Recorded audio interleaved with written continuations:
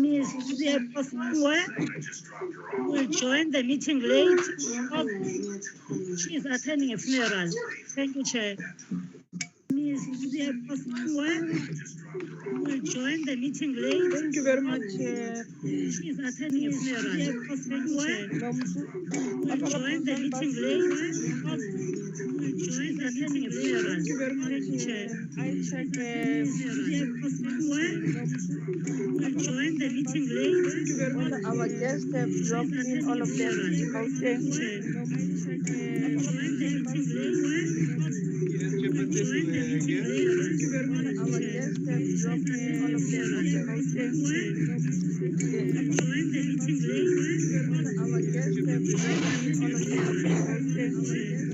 Chairperson, that was, good afternoon, Chairperson, it's Trevor Balzer. That was our regional head from Gauteng responding. I think you might have been wanting to check whether whether the provincial government were in, but that Yes. was led. Yes, we wanted to check the MEC. Yeah. Is the MEC around? Swazi.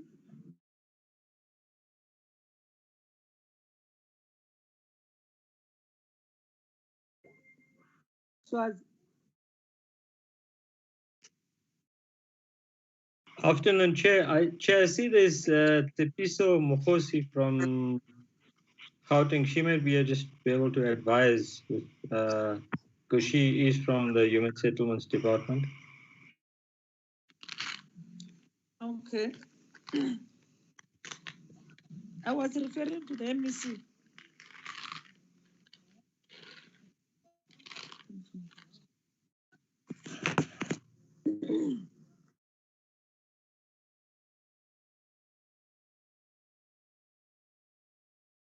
So means that who's here?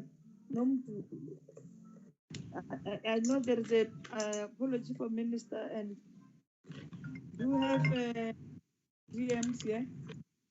The Chair, DM Yes. Mr. Masabo is also not attending the committee meeting because he's attending another meeting.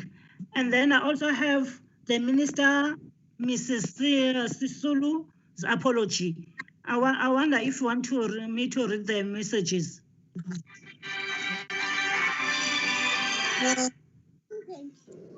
Chairperson, Yes, it's Leon. How are you?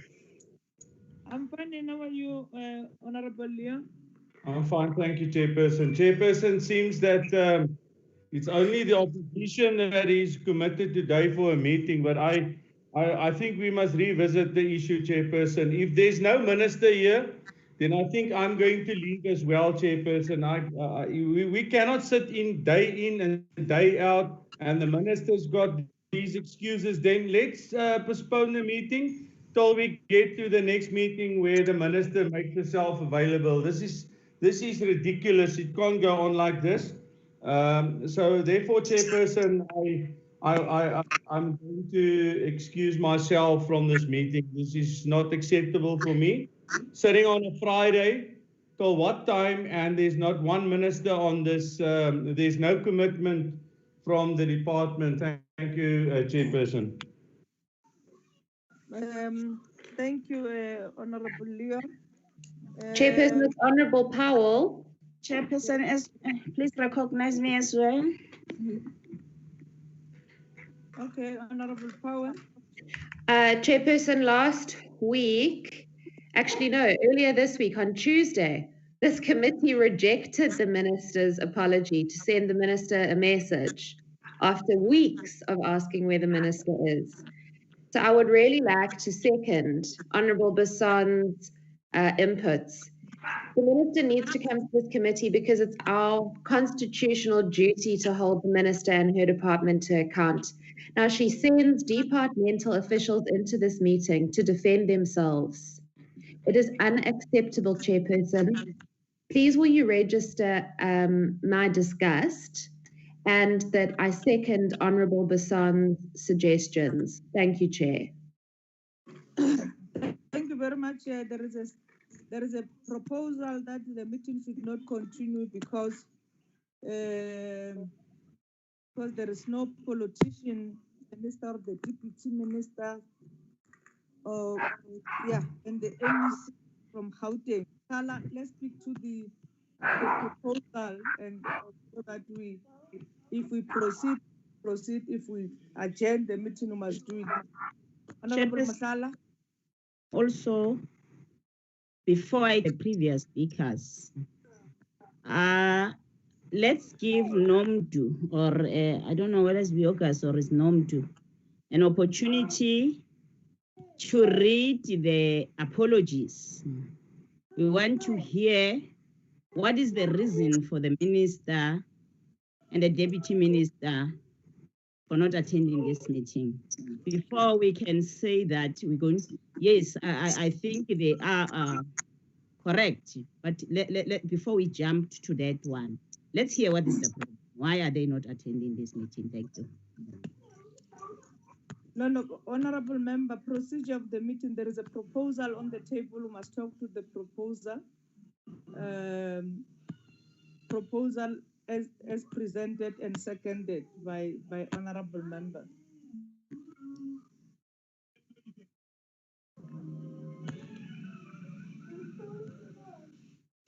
Chairperson, we support, but we want to hear the reason for the apology as well.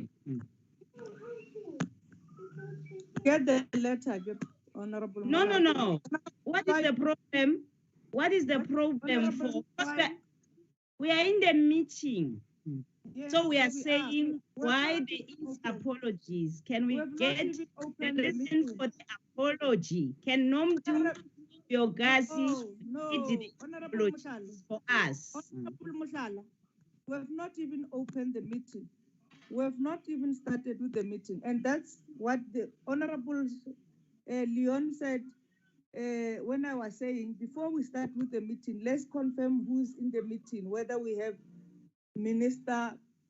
So this is not a meeting. We have not yet started with the meeting. It's just an argument out of the meeting.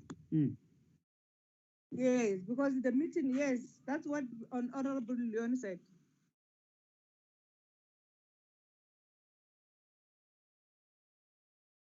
So there is that proposal that there is no minister, there is no DM.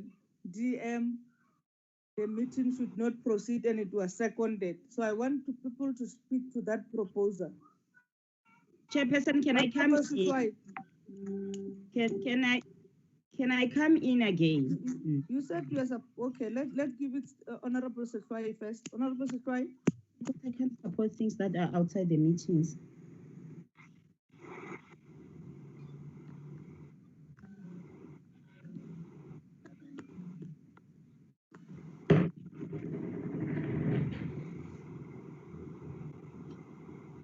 Honorable Sefai. Okay. Honorable members.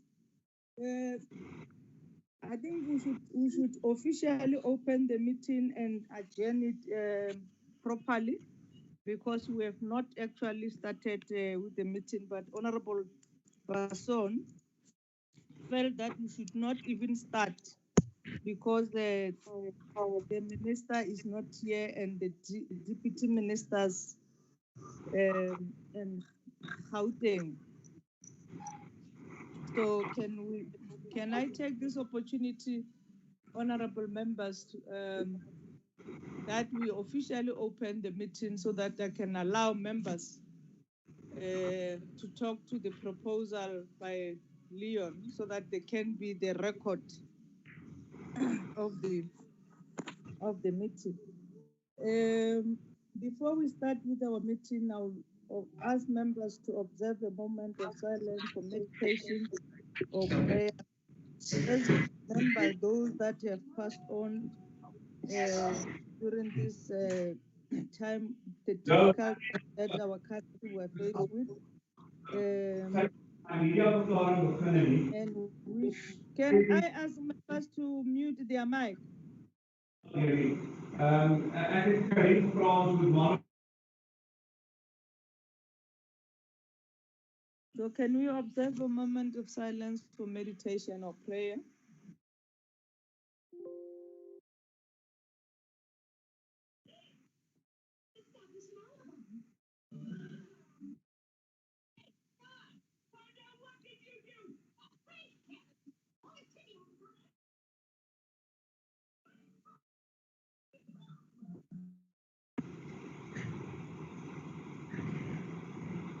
Thank you very much. Honorable members, we are supposed to meet with the Gauteng today as part of our program to interact with provinces. And before we do that, let's get to Nomtu. Nomtu, can you read the apologies that we note them officially in this meeting? All right, Chair. Chair, the apologies we have from the members of this committee meeting is from Mr. Mashego. Mr. Mashego is off sick. He won't be able to attend the meeting. We have apology from Mrs. Seposongwe. She will join the meeting later because she's attending a funeral.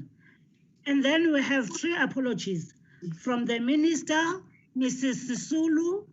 She is attending another meeting. Mr. Mahlobo, he is also not available to attend the meeting. And Mrs. Pam Chwete, not able to attend the meeting due to the NEC meeting. Thank you, Chair. Thank you very much. Nomtu, do we have so those are the apologies. We don't have a political head in the meeting, both the minister and GM deputy ministers. So and Honorable Leon said he proposed that the meeting should not continue, and supported by Honorable Powell. So, honorable members.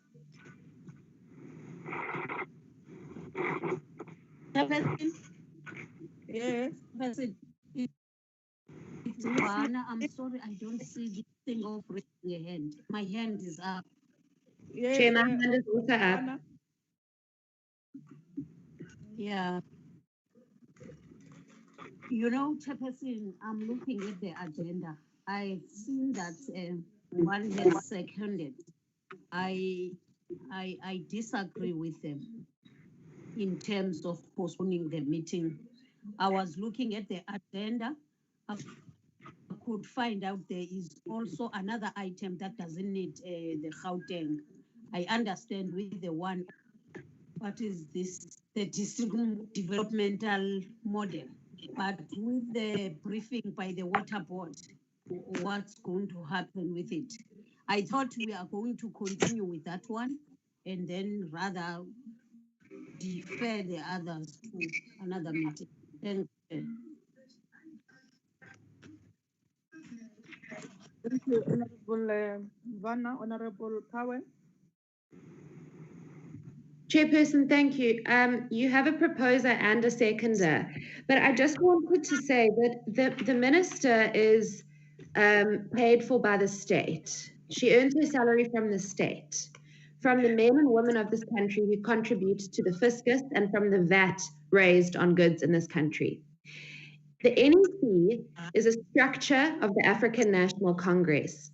I would never tender my apologies for state business when I am being paid by Treasury to represent the people of this country because I had to attend an internal meeting of the Democratic Alliance. That is unacceptable, and we cannot accept an apology from a minister on the basis of the fact that she has to attend an NEC meeting. Honourable Chairperson, the proposal by the Honourable Basson is also not on the basis of this being a once-off situation. The minister has, I think, attended one meeting since March in an unprecedented crisis in this country. Now, we've got 59 senior officials from Gauteng, which is the engine room of the continent, who have set aside 3 hours this afternoon to come and present the business plans to this committee. We've got our DG, we've got our acting DGs.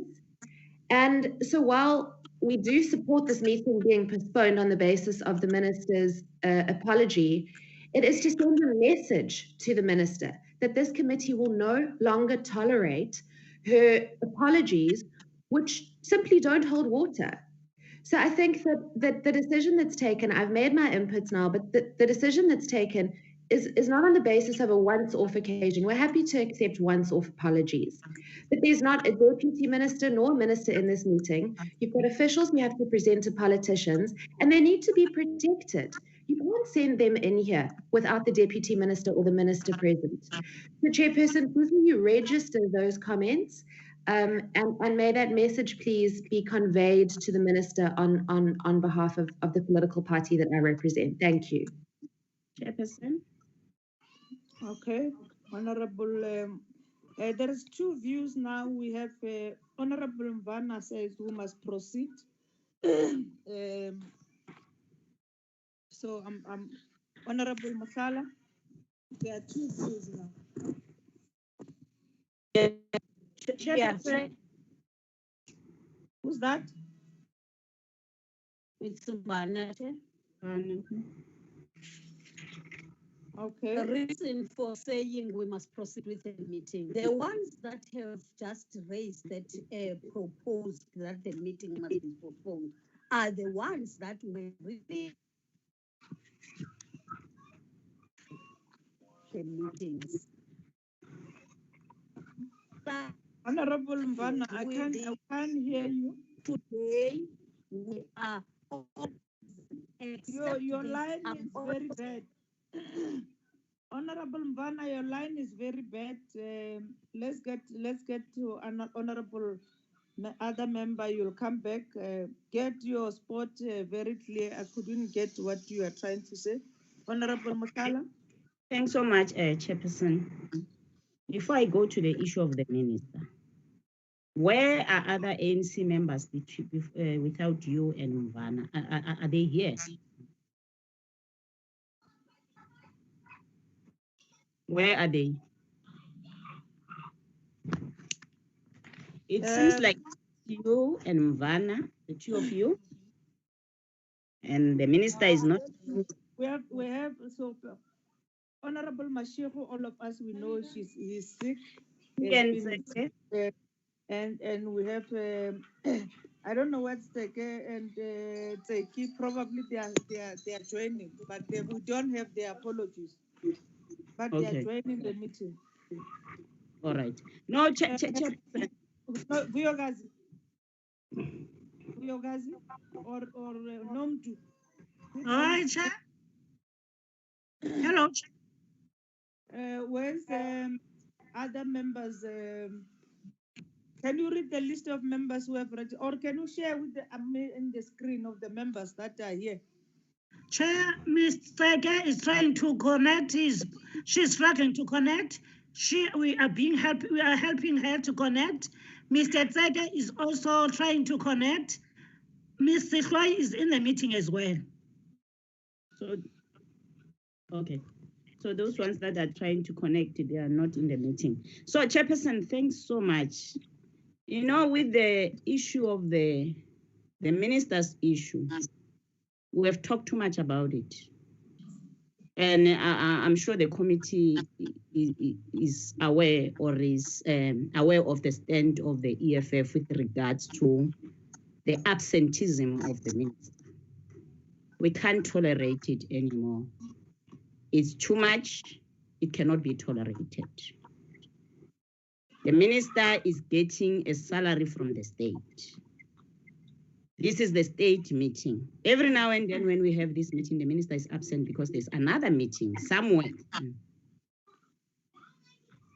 So I suggest, I actually support those ones that are saying this meeting must be postponed so that the minister can see that we take this committee serious, and then the meeting of the organization cannot supersede the meeting of the state, where we need to serve our people of this country. Thank you so much, Chairperson. Thank you very much, Honorable Masala. Honorable Sifai.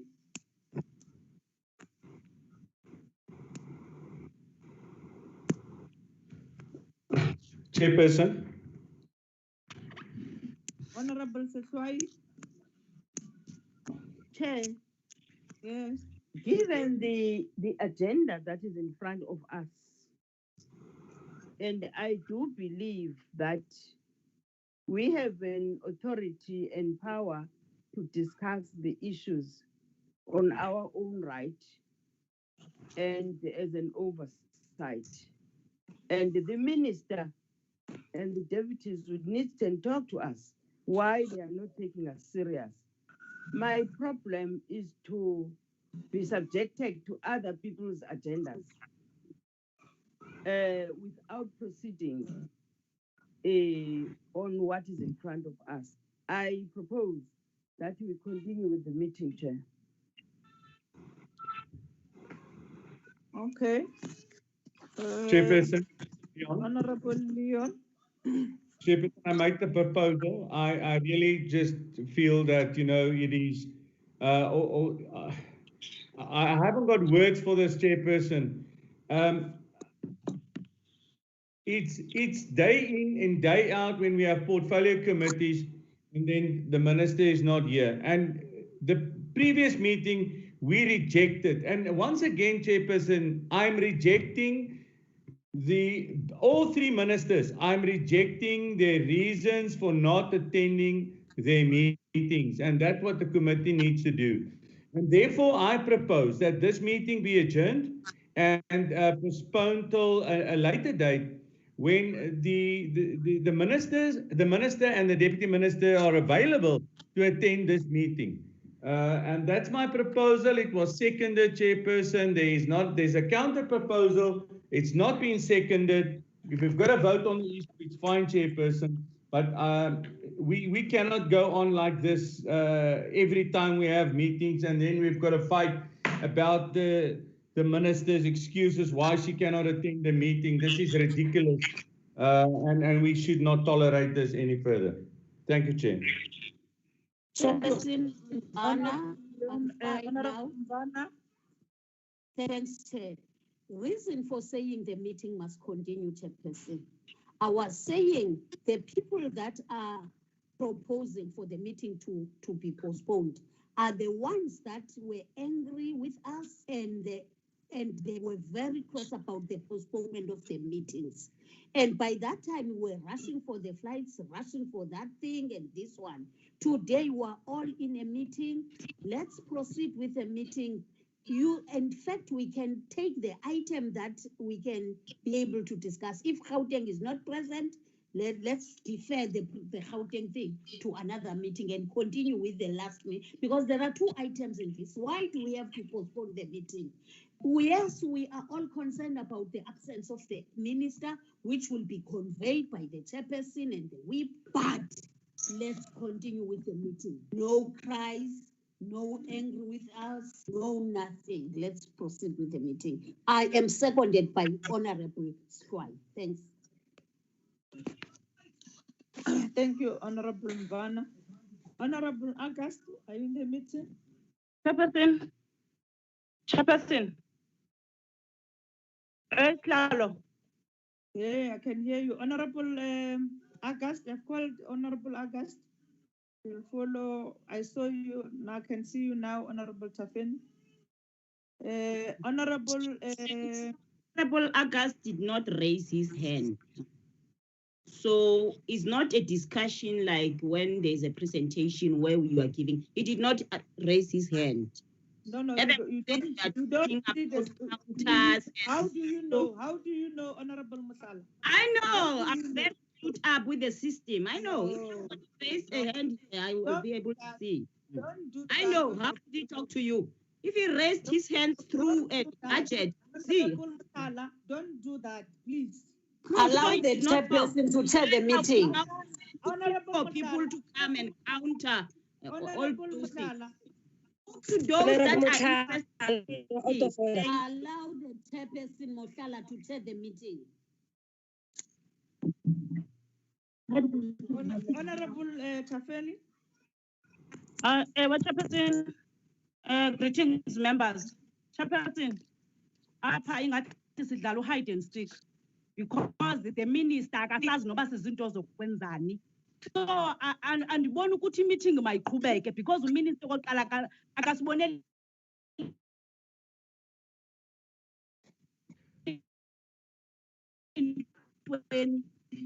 yebo but the minister and the minister is lixesha lesithandathu uminister enga-attend here. The minister is not the minister of the ANC, is the minister of the human settlement. And the minister ufumana isalary kunantsika kwi-state. Why you minister ehleli nje une-issues zonga-attend this meeting? Unguminister, uhambe sithi unguminister. Unguminister wantoni xa engayi-attend i-meeting ka-human settlement? So, chairperson, bekusupposed to be a general meeting iphele. Oh, ibekho mhla kwakho minister because sibonakala si-useless kule nto sikuyo because ayina-minister le human settlement. Thank you, Chairperson. Honorable members, you don't have to use words that would make other people uncomfortable. We're discussing. We are not ministers. There is no minister here. The anger should never be directed to anybody here. There is no meeting, the chairperson without a minister. So bonakala sizinto zokwenzani kule committee. Yeah. Uba ngaba sizobhasha izinto apha simane siqhuba without a minister. Bonakala sizinto zokwenzani. Why the human settlement here without a minister? Trying to say that Why today? The minister of human settlement supposed to attend the meeting. Everybody knows about that. And Vanna, you don't have to defend into defending. There is nothing that you are defending. Honorable members. Into manga defend. You are the ones that were postponing of the meetings. Honorable members. Aye. The meeting chairperson now. Members. Honorable Chairman, don't be instructed. Do you remain honorable when you speak like that?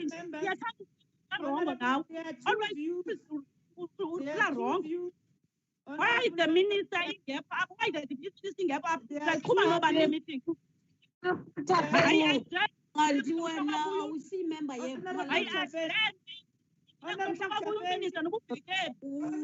member of the parliament.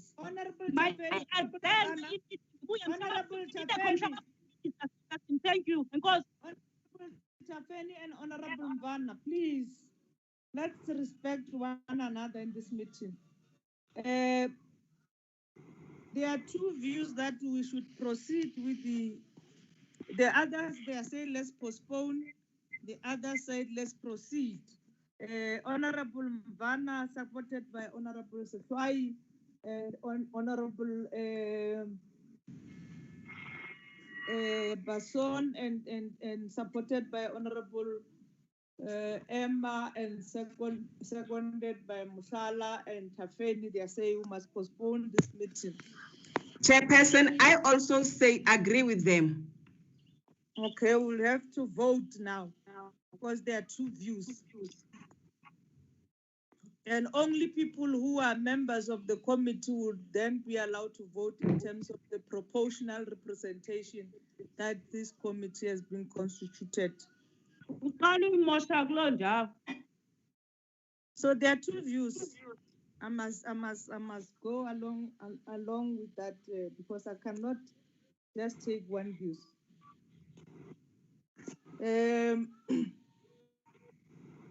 We have two views, honorable members, and let's check on the NOM2, the members who are in the you would have to help us to vote NOM2, or do you have Buyagas is here?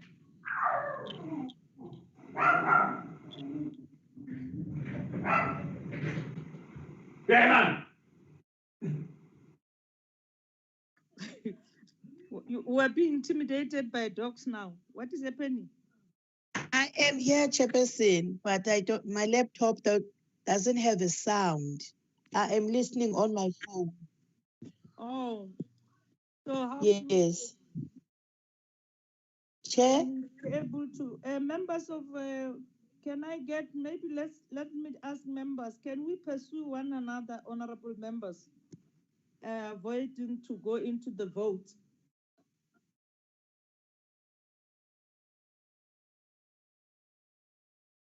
Honorable members, can we convince one another, pursuing one another without going to the vote? Chairperson, it's Honorable Powell. Okay. May I proceed? This is incredibly embarrassing with members of parliament. I can't imagine what the officials must think of us, but we are reduced to this anger. Now, the Honorable Sisulu is a member of the executive. The highest body charged with overseeing these two critical big budget departments. And the minister in her executive capacity also has authority over the water boards. Now, we're receiving information and documentation, and we'll have discussion today on the water boards. And we've been seeing in the press that there have been a lot of changes and a lot of litigation is going on around water boards in this country. Now, it is my view that as a member of the executive, when the crucial annual performance plans, the district development model, which is an issue of contention politically, and the status of water boards and entities of both of the departments are discussed, that there should be representation of the executive. Because as members of parliament, it's very difficult for us to get comprehensive responses to both the governance-related component of the department's functioning and then the executive decision-making and authority that's exerted by the executive. Now, I'm embarrassed that this is what this committee is reduced to, but as we've noted before, this is an ongoing situation. And this is about sending a strong message to our national minister and to our deputy ministers who are largely not at fault. Generally, Honourable Mashlobo and Honourable Chweti do attend our meetings. But we need to send Honourable Minister Sisulu a strong message that she cannot choose the business of her party over the business of her country.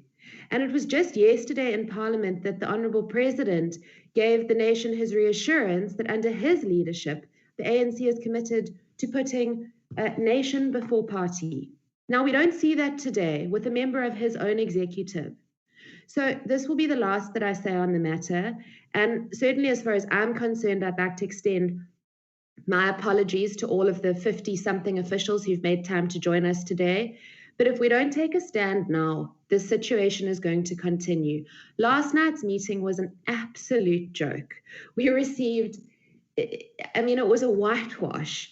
And we had the DG come on and tell us he was very sorry. There'd been lots of things that had gone wrong. He'd convened a meeting of the HODs and they had come back to us with substantive information. We need to get this committee functioning properly. We need to build bridges with one another. We need to start improving sort of collegial relations. But that can't be done in this fragmented political space where everything in this committee becomes about politics. We need leadership, we need commitment, and we need members of the executive to show up for our meetings and to send our committee, Parliament, and the people of this country a message that they are serious about the business of human settlements and water and sanitation. So you've asked for us to convince one another. I've given my input. I'll leave it with my colleagues on the committee, but I strongly recommend that by postponing today's meeting and sending the ministers a message that we will not discuss this crucial business of these two big budget departments in their absence, that potentially we can convince the minister to make some time for us in future. Thank you, Chairperson. Thank you. Honorable Powell. Honorable Person- Tseke. Yes, Honorable Tseke. Thank you. Oh, thanks, Chairperson, and good day, members. Chair, there were two views actually. Before you bring your own third view of saying we must convince each other, there were two views to say. The other one saying let's cancel the meeting or let's postpone the meeting. The other one was saying let's continue with the meeting. So you said that time you said let's go for a vote because it looks like we will never agree to each other to either any view. So Chairperson, I'm pursuing that let's take your proposal of saying your other proposal of saying can we go for a vote? Because some of us we feel that we must continue with this meeting as much as we note the apologies of the minister, but we must continue with the meeting because the leadership of Gauteng, the leadership, the accounting officers of the department, they are in the department. They can be able to take decision and report to their political authority. So Chair, I'm of the view that let's vote for this motion. Okay. Thank you very much. Vyokazi and Nomdu. We are now going to vote. Honorable members, can all of us use the system?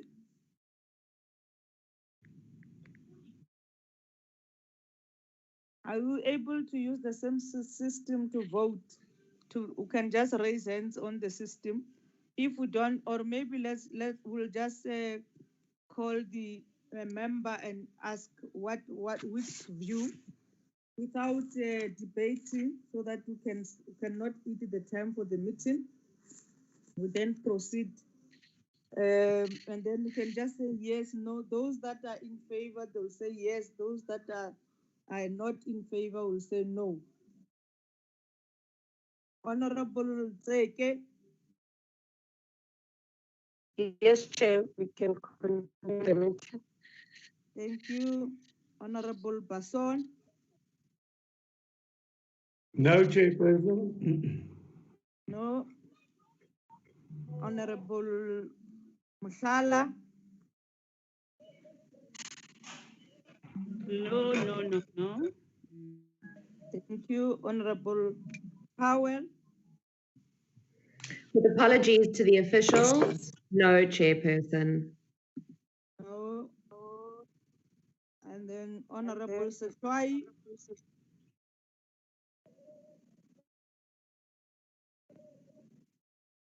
Honorable Sefai.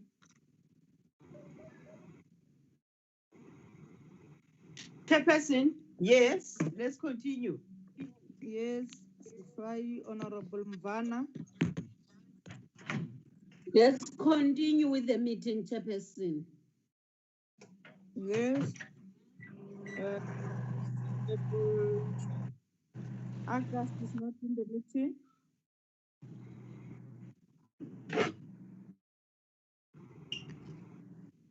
The other two members of the EFF will not vote. They will not vote. So we have 3 yes and then 3 no's, and then the chair add his vote is yes. Yeah, Chairperson, just before you add to that, let's just make this clear. Chairperson. The other three members that's on here, they are part of the quorum. So if they leave, then we are not a quorum. Then if they leave, we are not a quorum. But they make part of the quorum, but they are not allowed to vote. That's not the way to deal with it. No, they are not. We've never counted. No, they are not.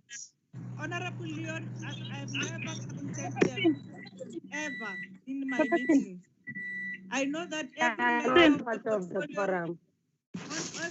Honorable members, order. Members of Parliament, every member has the right to attend any portfolio committee meeting. So, but when we vote, it's a rule of the House. Only members of the committees are allowed to vote. So only members of the committee were allowed to vote. and therefore 4 against 3, then the meeting continues. Thank you, Chairperson. That's fine. Chairperson, please excuse me from the meeting. Thank you I very will take my written apology for not attending this meeting further. Thank you, Chair. Thank you very much, Honorable Leon.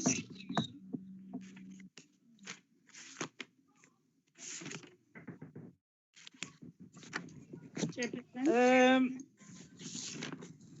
Chairperson. Now get the agenda. Honorable Masala.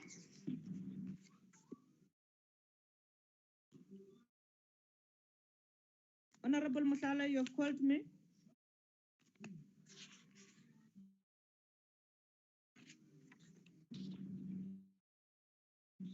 Mutala. Okay.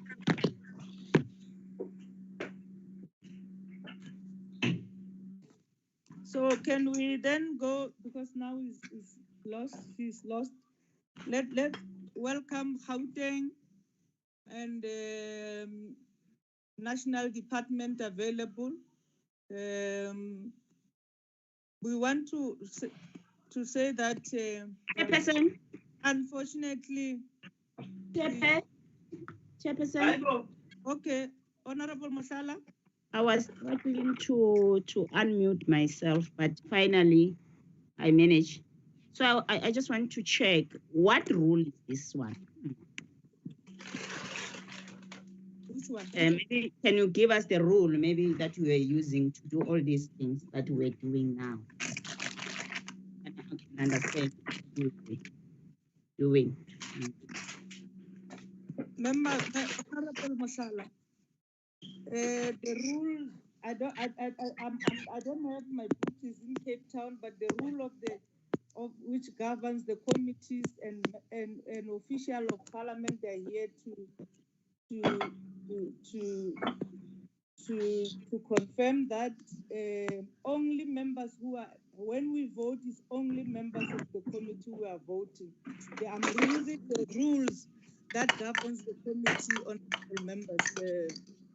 You can check your rule book. You'll find that. So can we then proceed and just want to. So Chairperson. Yes. So you were doing something that you don't know what you're doing. That you're not sure. I know. You were just doing for the sake of doing, because you said you don't know. They are. I've said I know, Honorable Masala. Yes. The rule that governs the committee. Only members of the committee are, when we vote proportional representatively. So those that are coming as alternate or members of Parliament, because they are allowed to participate in any committees. When we vote, they are not going to be voting. And you know that when we vote in the committee, you got one seat, your party vote, it's one. But when we participate, everybody can participate. So that's the issue that I'm facing, Honorable Member. And can we not delay the meeting further and we proceed and invite Gauteng? Gauteng. Chairperson. Chairperson. Right? Chairperson. Yes, I'm listening.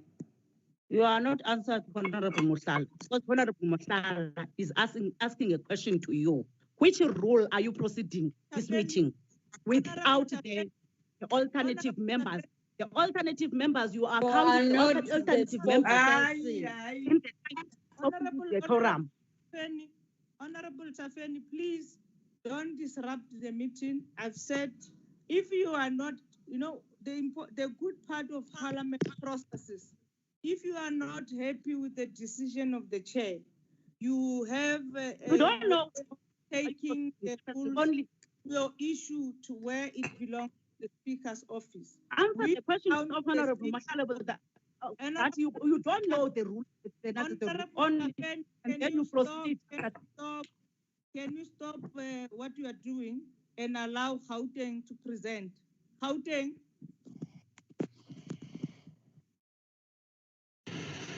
Good afternoon, Chair. Good afternoon, members.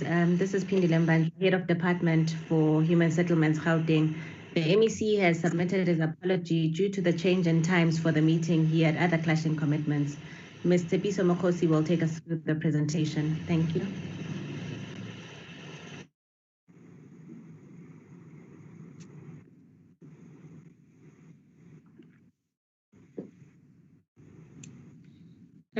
Thank you, Chair, and thank you, honorable members and colleagues. My name is introduced by the HOD, it's Tepiso Mkhosi from Gauteng Human Settlements.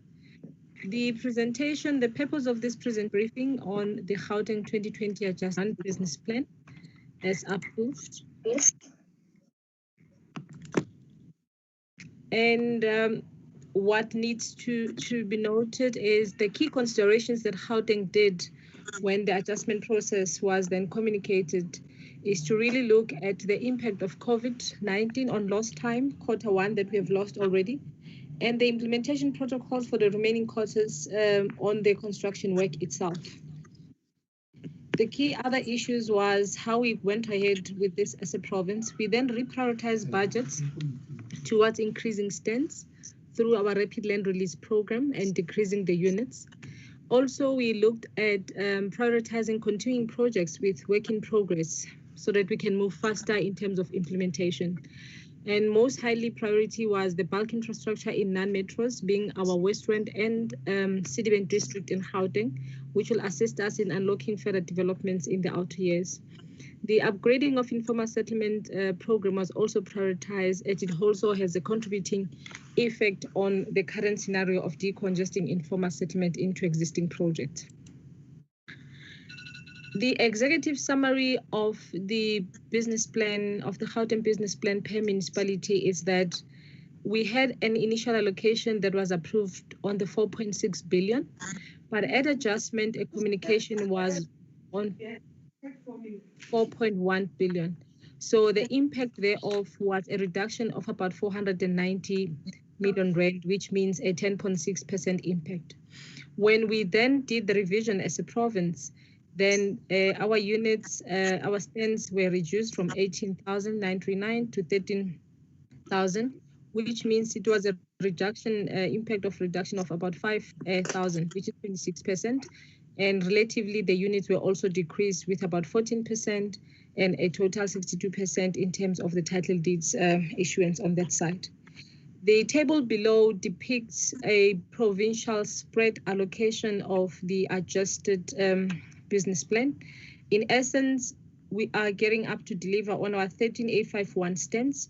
In those stands, Chair and honorable members, kindly note that, for example, in Johannesburg, as the Joburg Metro, is 569 stands and 168 units. And we also have in Tshwane Metropolitan, we have 20 stands, 500 units. Ekurhuleni, we have 2011 stands, 3201 units. 1850 in Citibank, the south of Johannesburg, which is also units at 1466.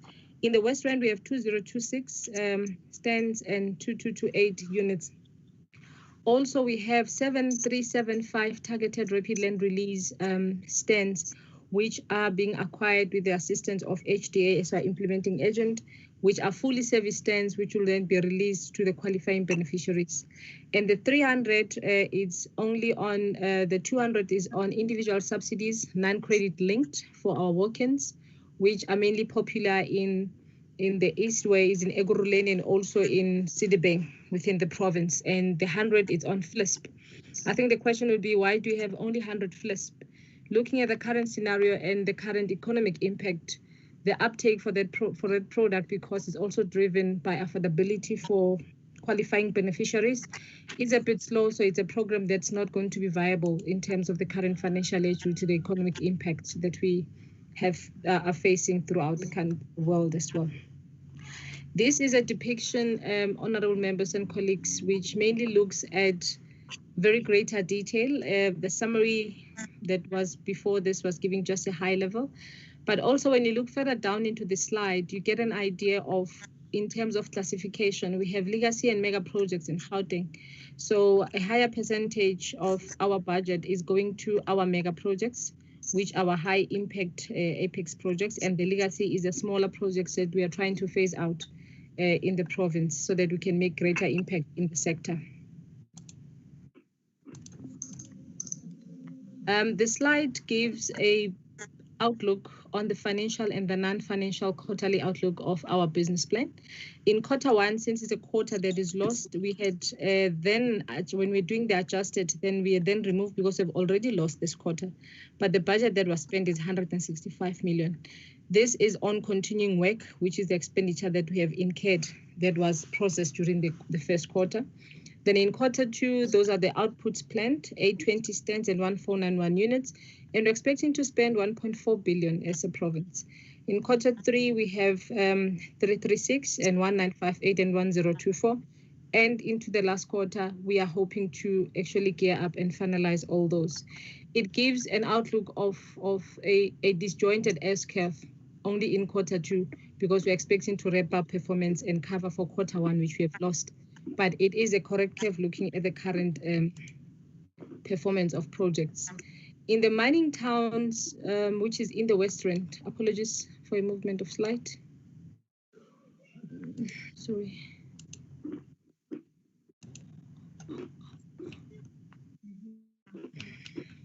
Apologies for that. I think my slides just went ahead of me.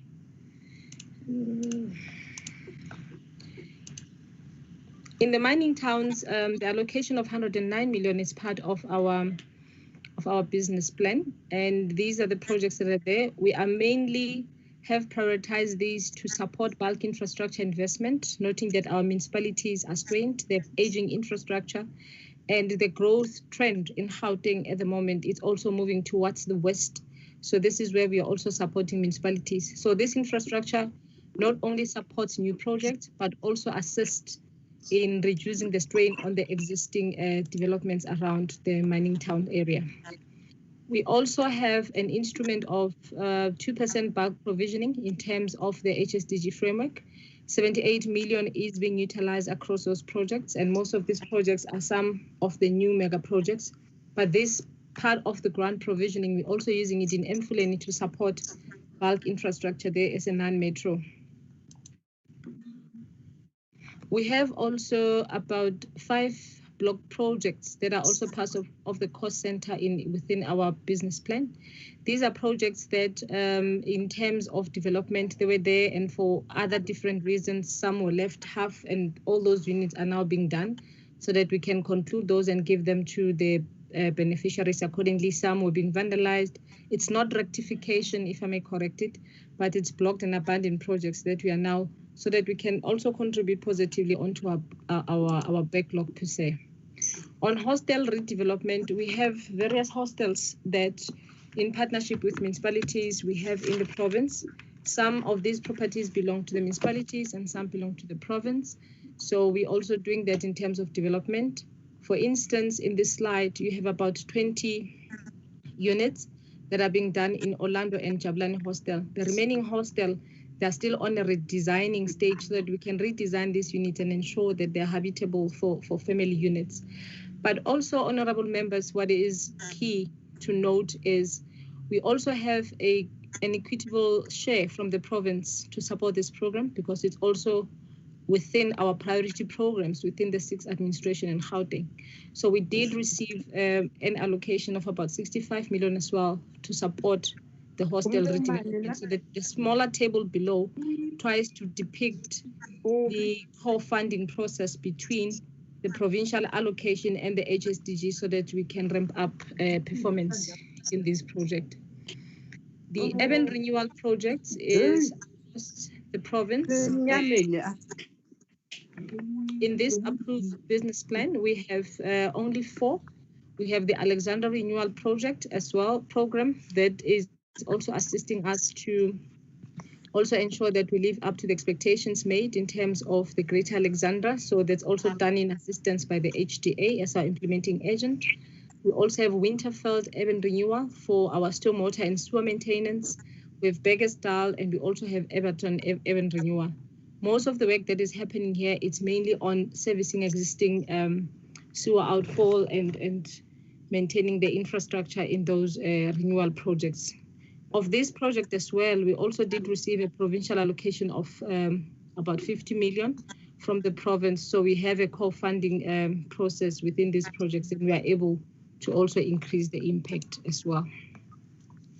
These slides, the two slides that are forthcoming here, honorable members, are mainly speaking to giving greater detail in terms of the 694 ring fence amount for the upgrading of informal settlements. In this, it is spread across the 5 regions or corridors within Gauteng. We have a total of about 67 approved settlements within the approved business plan that are going to benefit from this grant. The household that are going to benefit from the work that we're going to do, it's about 62,842. Of that, it has been divided into 3 categories of the program. In category A, where we are doing full upgrading, it's about 12 informal settlements with 100 million. In category B, which is a composite of provision of basic services such as sanitation, potable water, and so on and so forth, and planning in towards acquisition, it's about 444 million. Also in category C, wherein we're also seeing a lot of, it's only 2 projects that are assisting in terms of relocation. Some of the uncategorized is about 11, then the total budget 694, which is part of the ring fence amount as per the grant allocation for the current financial year.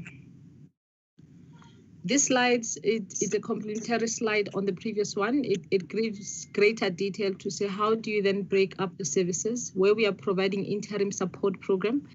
For instance, it shows on ablution, provision of ablution with a ratio of 1:4 in terms of how our household, our community is accessing that. It's about, the impact will be 15,000. In terms of water provision as well, it's about 6.2 thousand.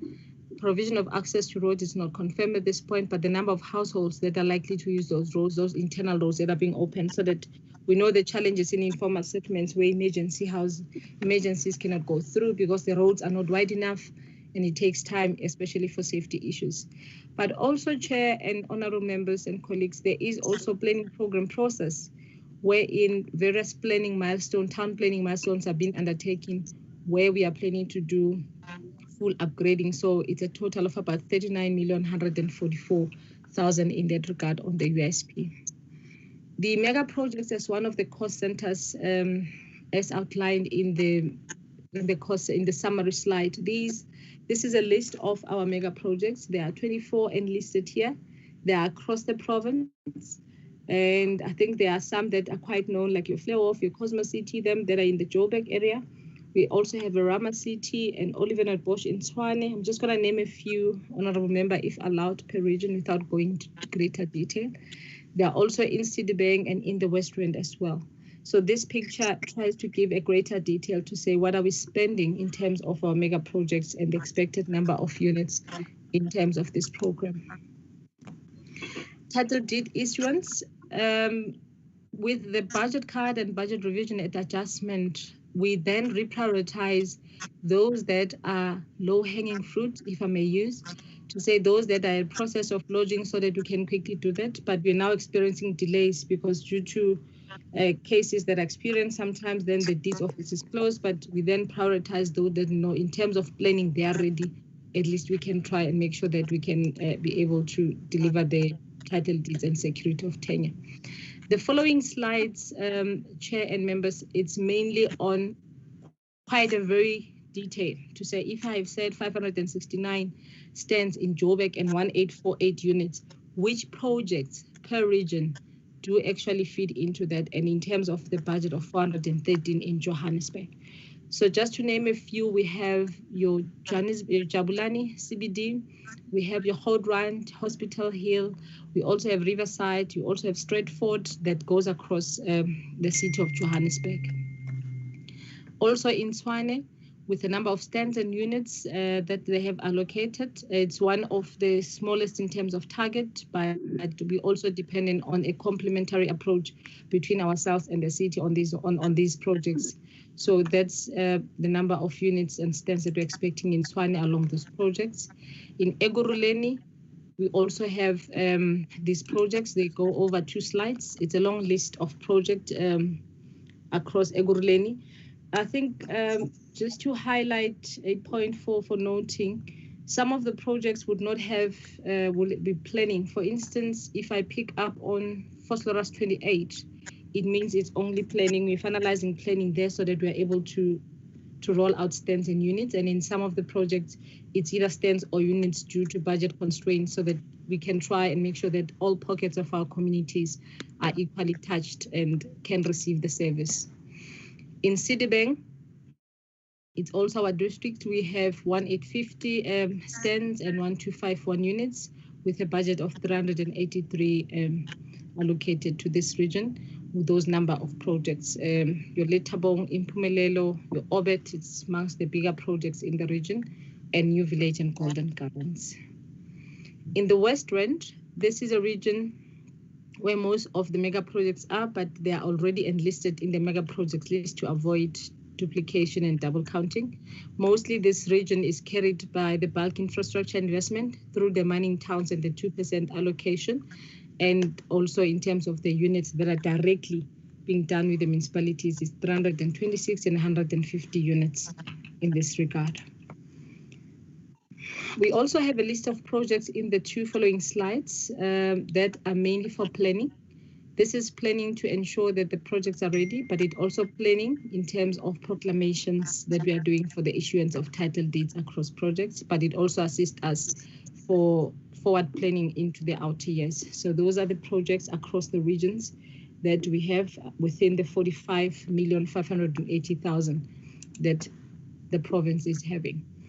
Also, the cost center that is also part of our HSDG is on the head office program. We have an emergency fund, which is permissible based on the HSDG.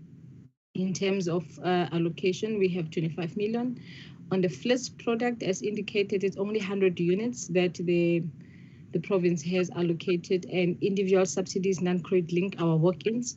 We also still have 30 million NHBRC fees, mainly meant for the registration of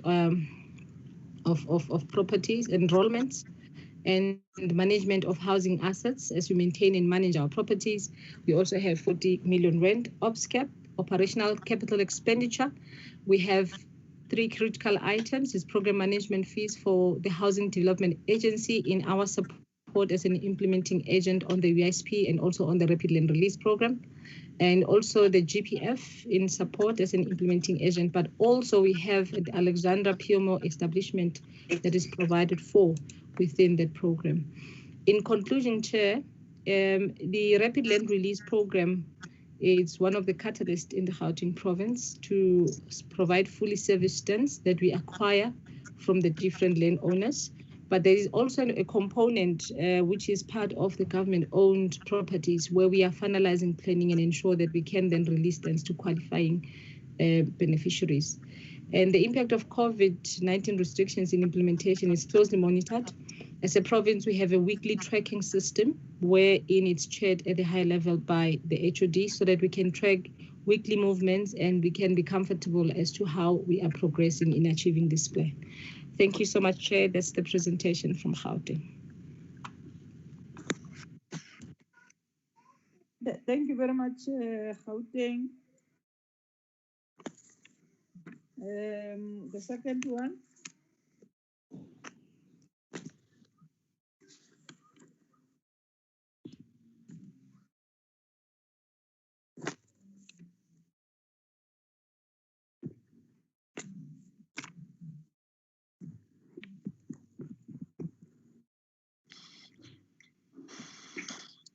Gauteng.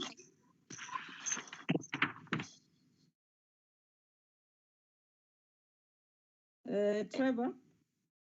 Good afternoon, Honourable Chair. I'm sorry, I didn't realise you're wanting us to come in now. You're wanting Department of Water and Sanitation to come in. Yes. My apology for that, Madam Chair. I thought you were still calling on Gauteng province. Madam Chair, I have, there are two presentations which will be made. The first one is from the department side, and I will be calling, with your permission, I'll be getting the regional chief director for Gauteng, Mr. Sibusiso Mtembu, to do that presentation. And there's some planning issues within that presentation where he will be either assisted by Mayor Deborah Mochotli or Mr. Livwana Mabuda. And then the second presentation, Madam Chair, will be the one for Rand Water, which will be done by the CE for Rand Water, Mr. Sipho Masai. How much time do we have for the presentation, Madam Chair? 4 o'clock now. Can you do it in 15 minutes for the department? Will do. Yes, and then so that we have time for Rand Water. Okay, Madam Chair, thank you very much. I did anticipate it might be a short time, and I will give over to Sibusiso Mtembu. And my apology if I didn't recognize when I came on that I didn't recognize the other honourable members. If I could just greet them as well. Thanks, Madam Chair. Sibusiso, can you take over? Sibusiso, you've got 15 minutes. Go. Thank you, Chairperson. Can you see the slide, Chair? Yes. Thank you. Chair, this is a two-part presentation. We'll cover I think the planning part, and then we'll come to the projects that the department is working on.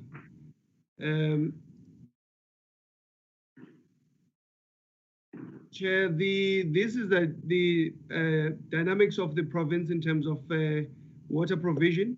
We are largely reliant on 95% of the water is surface water. Chair, we are all the plans that we have is to support the corridors, as we all know that we've got the 5 corridors in the province, and this is a significant and important province that contributes over 34.8% of the GDP. Chair, if the population stats, I don't have to go through it, Chair. The members can go through it if at some stage. It's information that is available at States SA data. If I can just allow Mr. Livwana Mabuda just to cover briefly on the planning side or on the water side. Mr. Mabuda?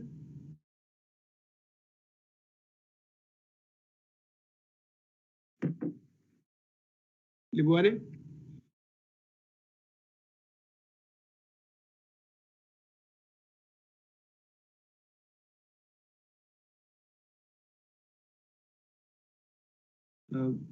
DDG?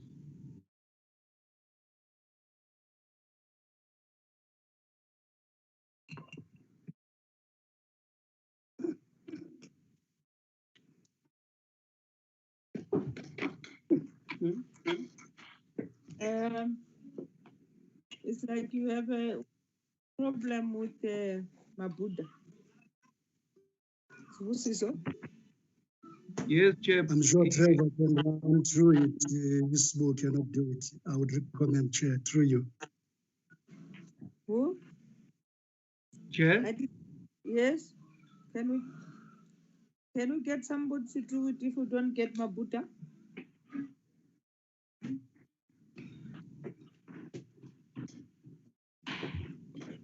Okay.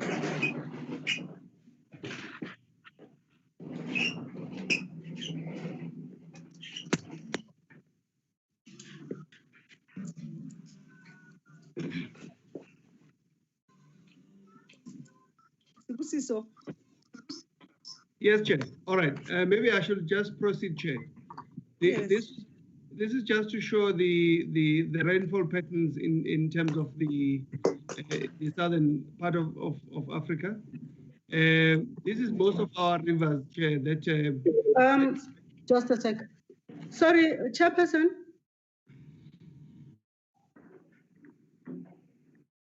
Manalo. Chair, Mabuda says he needs to be allowed in because he got cut out. He's off the system. He needs to be locked in because sorry, to be allowed in because he says he can't unmute or something. Okay, the officials, they can hear, they will allow him in the system. So in the meantime, continue. Thank you, Chair. This just to cover some of in terms of the country's split in terms of the water provision, Chair. We're largely dependent on the surface water. And when Mr. Mabuda comes through, Chair, we'll talk a lot more around the water that we're getting from Lesotho. I'll just try and fly through some of the presentations, Chair, some of the slides, because we have a lot of slides in 15 minutes, Chair. It's not enough time to cover everything. But Chair, on the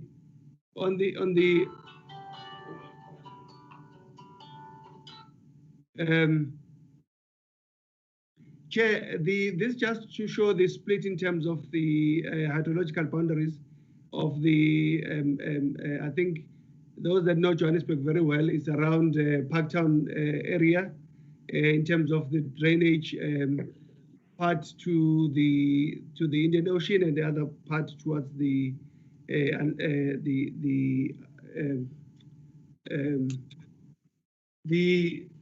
Atlantic Ocean. This chart is just goes to show the water management areas. This is largely, Chair, the VAL area, what we call the VAL Proto-CMA, with the upper VAL covering part of Gauteng, Mpumalanga, Free State, the middle VAL, largely Free State, and then the lower VAL in the Northern Cape. Chair, Gauteng is provided water by a number of, by a very complex system. I'm sure you've seen these slides before, Chair, which is an interlinkage of a number of dams, at about 14 dams that are connecting to supply largely the Vaal River, the Vaal Dam, which rainwater is using for abstraction, particularly to supply Gauteng. But these are important series of dams that are key towards the security of water supply in the economic hub of the country. That's just the Gauteng map in terms of the provision. Chair, what we call the integrated Vaal River system is a large, complex water system that draws water from 5 different river basins across 6 provinces, largely to supply the economic hub of Gauteng, Chair. I'll pass through this one. If Mr. Mabuda has joined, kindly indicate.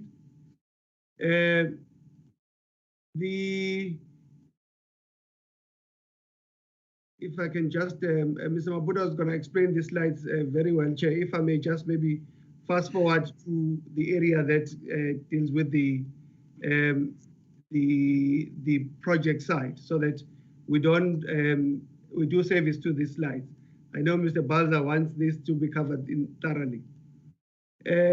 Chair, these are the dams that I was referring to earlier on. If I can just fast forward to this part, Chair. This is the tool that we're actually using in the department, where we monitor and get information from municipalities in terms of the support that is being provided. Chair, basically it's a tool to support municipalities to address their vulnerabilities. Is linked to their 5-year planning agenda, linked to the WSDPs. Chair, it covers a range of issues from poor water services planning and priorities, aging infrastructure, all the way to some of the issues that the municipalities deal with in terms of the stabilities of the organizations to be able to provide water services. Chair, this slide is just to show the level of vulnerability in terms of infrastructure needs, particularly the red areas where the infrastructure needs attention in the province. On the sanitation side as well, Chair, you can see it's more dire. Largely, Gauteng, Chair, has a problem around wet sanitation because largely the province sanitation is a flush system. So this is some of the difficulties that the municipalities in the province are dealing with in terms of infrastructure.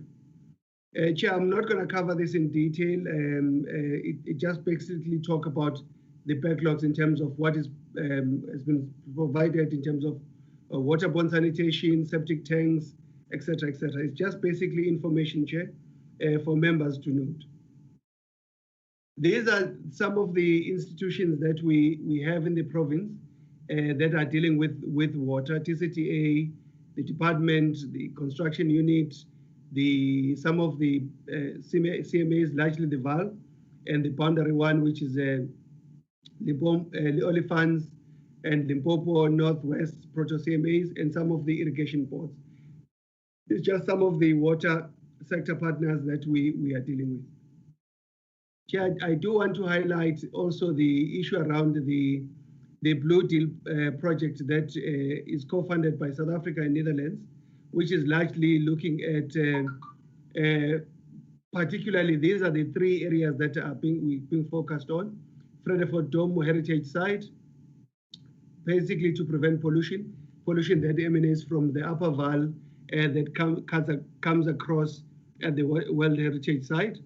We are currently at risk, Chair, because of the pollution that is actually threatening the status of the Frederick Dome. Blessburg Spruit Ramsar Site, Chair, we currently on hold with the status of the Ramsar Site, Chair, because of the pollution issue from acid mine drainage as well as sewer pollution in that area. So sewer is quite a problematic challenge in the province. Liebenberg's Flay catchment, largely the management of the unlawful water usage. We're getting our water from the Lesotho. As a result, this water needs to reach Gauteng with the intended destination. There's a lot of water theft along the way. So this is the three areas that are covered by the Blue Deal project, Chair. On the master plan side, Chair, we're still supporting municipalities on the water services development plan. We've got an EWSDP currently, which we are still supporting municipalities to upload and have it running. Also, Chair, the issue around the provincial master plan, I should just cover, Chair, importantly on this slide, is that the province, COGTA and the Office of the Premier has established a forum which is going to assist to come up with a water security plan for the province, of which, Chair, I should mention that the master plan, the National Water and Sanitation Master Plan, covers largely a lot of issues around water security for Gauteng as the economic hub. But we do need a smaller chapter for Gauteng province in terms of the water security, how that will be managed. We do know that Gauteng cannot stand alone in terms of water. It's largely dependent on the neighboring provinces, as I mentioned before. Chair, there is a committee that has been set up to look at in terms of development of this master plan for the province. In terms of the district, Chair, these are some of the projects that we are dealing with, which you are familiar with. Last week, we presented to the committee in terms of the projects that we have, particularly VAL interventions, what we call this Sidibeng Regional Sewer Scheme is the one for Mfuleni, Mid-Val. It cuts across those municipalities. This is just to show you the budget share in terms of what we have. This is a project that has been in operation for some time, that in total it needs over 7 billion rand to complete. And this is the budget that we don't have. We're gonna still need this budget going forward, Chair, to ensure that we have all the wastewater sorted in that part of the province. This is just to share, you know about this slide, Chair. about the projects that we're having in the SRSS, which is basically to upgrade Sebokeng by 100 megaliters, Meyaten, as well as Lukale and Ritspraid Chair. This is just to highlight the project in Sebokeng. This is the site chair where I think you've seen this chair where you had people that were toy-toying. Those people are currently working on site. So currently we're still enjoying some quietness, but it's a volatile area, Chair, that can erupt at any time. The Meyatin is what we have discussed, also the upgrade that we are currently doing there. The pump station is one of the beautiful pump station that we are assisted by Rainwater in the construction, and we're currently busy with the rising main. Ritspraid and Lukale Chair is more about the upgrade of the plant to be able to deal with more effluent coming through and to unlock the moratorium on development that is currently in place in that part of the province. On the water services infrastructure grant allocations, Chair, these are some of the small projects that we're running with the municipalities from Lesedi, Midval, as well as Mfuleni. Chair, these are quite straightforward. I'll show you what we have done before, Chair. In terms of in Midval, some of the replacement of the aged bulk pipelines, the project that we completed last financial year, as well as also in the Lesedi, we did some project, Chair, in last financial year that ended in last June. In terms of the replacement of the AC pipelines to ensure reliability of supply, upgrade of the Sual pipelines as well. These are some of the projects that we're assisting the municipality on in terms of municipal infrastructure grant. These are projects that are not necessarily handled by the department, but are projects that we appraise that are implemented by the municipalities themselves. Because they have got an element of water and sanitation, they have to be appraised by the department. In terms of Western Chair, I'll try and fast track because I don't have much time. This is the projects that we have on our big regional bulk infrastructure grant, the Western Area Regional Bulk Sanitation, basically the Zirpecom and Mohlakeng Pump Station. The Zirpecom, Chair, is the interlinked regional works that links on to the Sefifontein project, which I think the HOD spoke about in the western side of the province. Basically this is just the upgrading of what we have done before, Chair, linking up to what we have now. The Zerpacom I've mentioned, Chair, it's a bulk treatment plant. That Chair is a new plant that needs to be built. We should have started by now, Chair, on the construction. We are hoping that by the end of the financial year, we'll have started with the actual construction. All the plans and the designs are ready. The Mohlakeng Pump Station, the same story, Chair, we're ready to commence there. Some of the projects that are not funded, Chair, linked to the Zerpacom is the Sefifontein bulk line that is ready for construction. The designs and everything have been done, completed through the HOD in the province. But it's a bulk line, Chair, that we need to sort out that drains into Zerpacom. Linley project, Chair, is the one that links up to the smart city that the president announced. We recently had gone through the water use license, which has been favorably considered for the Johannesburg water to build a plant that is linked to the Linley to deal with the smart city volumes there, Chair. Lion Park is one of the other projects that are quite critical that have not been actually funded in full. On the water services infrastructure allocation for the Western, Chair, we've done quite a lot. When you came for the oversight, you saw some of the work that we're busy doing in there. The Randfontein wastewater plant, Chair, was launched recently, which is covering it's a refurbishment of a new refurbishment of the wastewater plant, to its original design. It was completely dysfunctional, just like some of the plants in Mfuleni, and is now currently very, very much operational. On Mogale City, we've also worked, Chair, in terms of some of the projects to deal with water conservation, demand management, to assist the municipality to reduce the loss of water. In Merafong, Chair, the relocation of the Kusong Reservoir, I think you saw this, Chair, when you came for the oversight.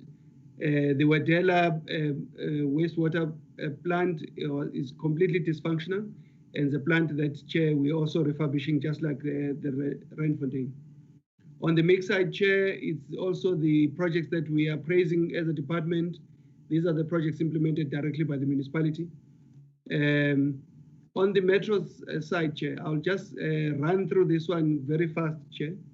These are some of the status of the wastewater plants in the metros, Chair. You will see right across most of them, Chair, that they are not fully compliant with the discharge standards.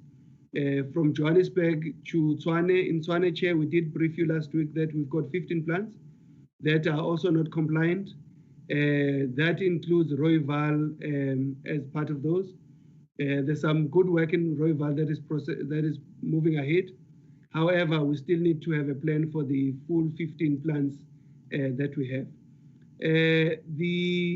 We are in discussion with DBSA and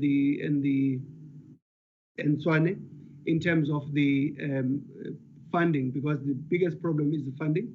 We are doing what I will call loosely the front loading of USDG to come up with some of the funding arrangements. We'll do the same with all the 3 metros that we have, so that we can raise some of the budget to be able to deal with some of the wastewater.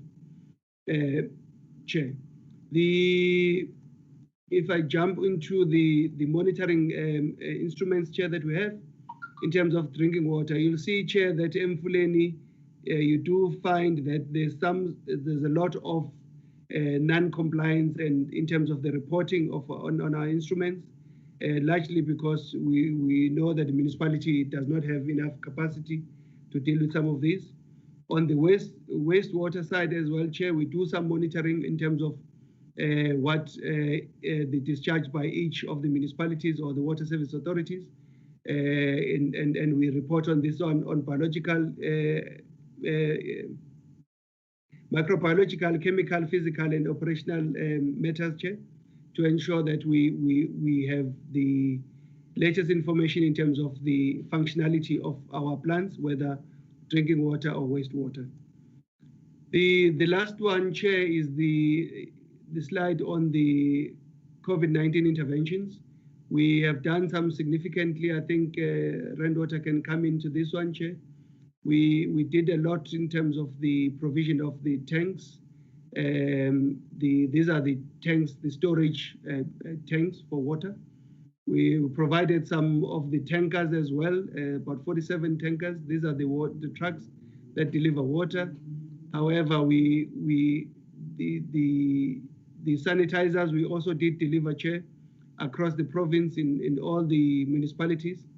As you have seen in some of the slides, Chair, that the community was receiving some of the sanitizers to be able to cope with the COVID-19. We also had a lot of school programs on the health and hygiene programs in terms of the awareness.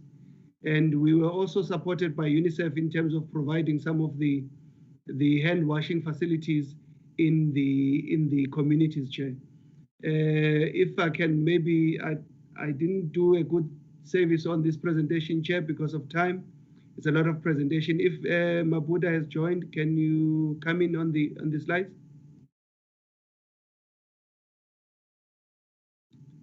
Mr. Mabuda? Yes, thank you very much. Apologies, Chairperson, members of the Portfolio Committee, leadership. Seeing that there isn't much time, I just picked up at the tail end of what Smoo presented. I could ask perhaps so that we don't spend too much time, that we go to slide number 20, Mr. Mtembu.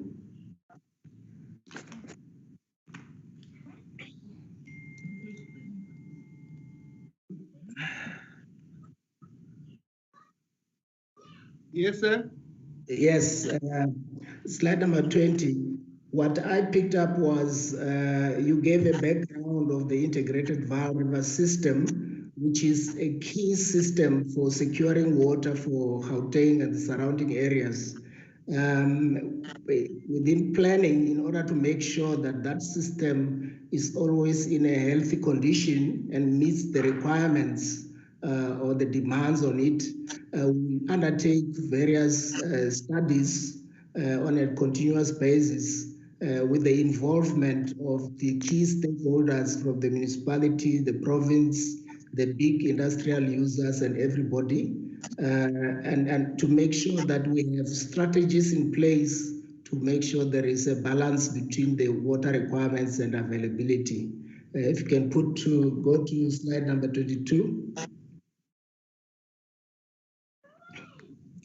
Next slide, please.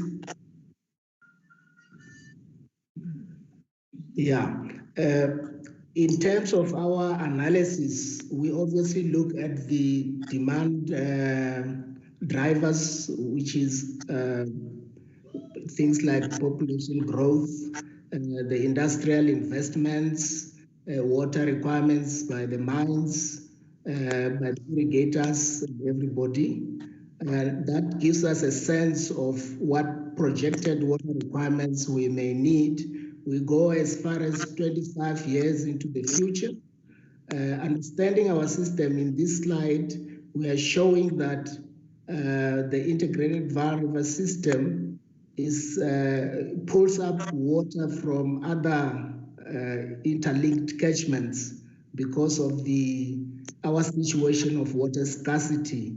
We have 14 dams that are interlinked that contributes to a storage of about 11.2 billion cubic meters. And the yield out of that is about 3 billion rands. We project that we will need about 3.6 billion rands into the future.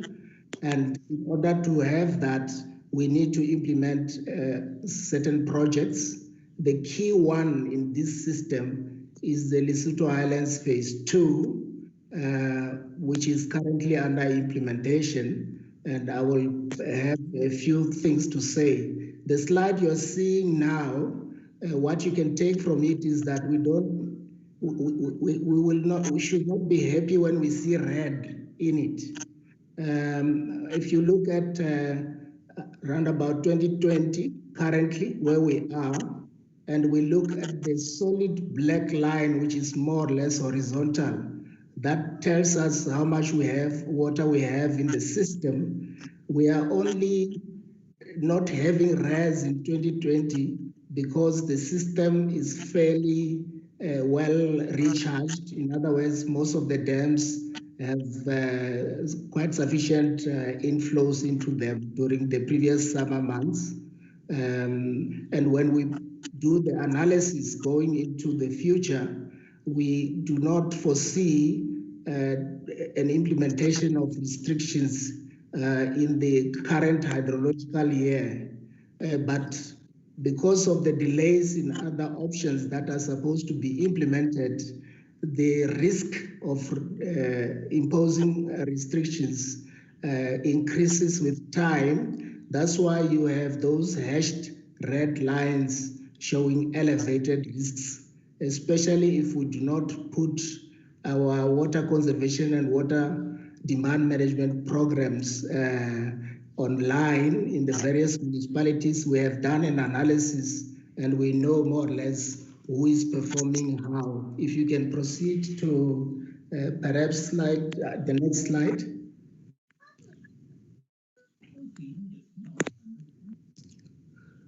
Can you summarize, please? Yes, if I can just summarize, you can go to, I think, let's go to slide number 39.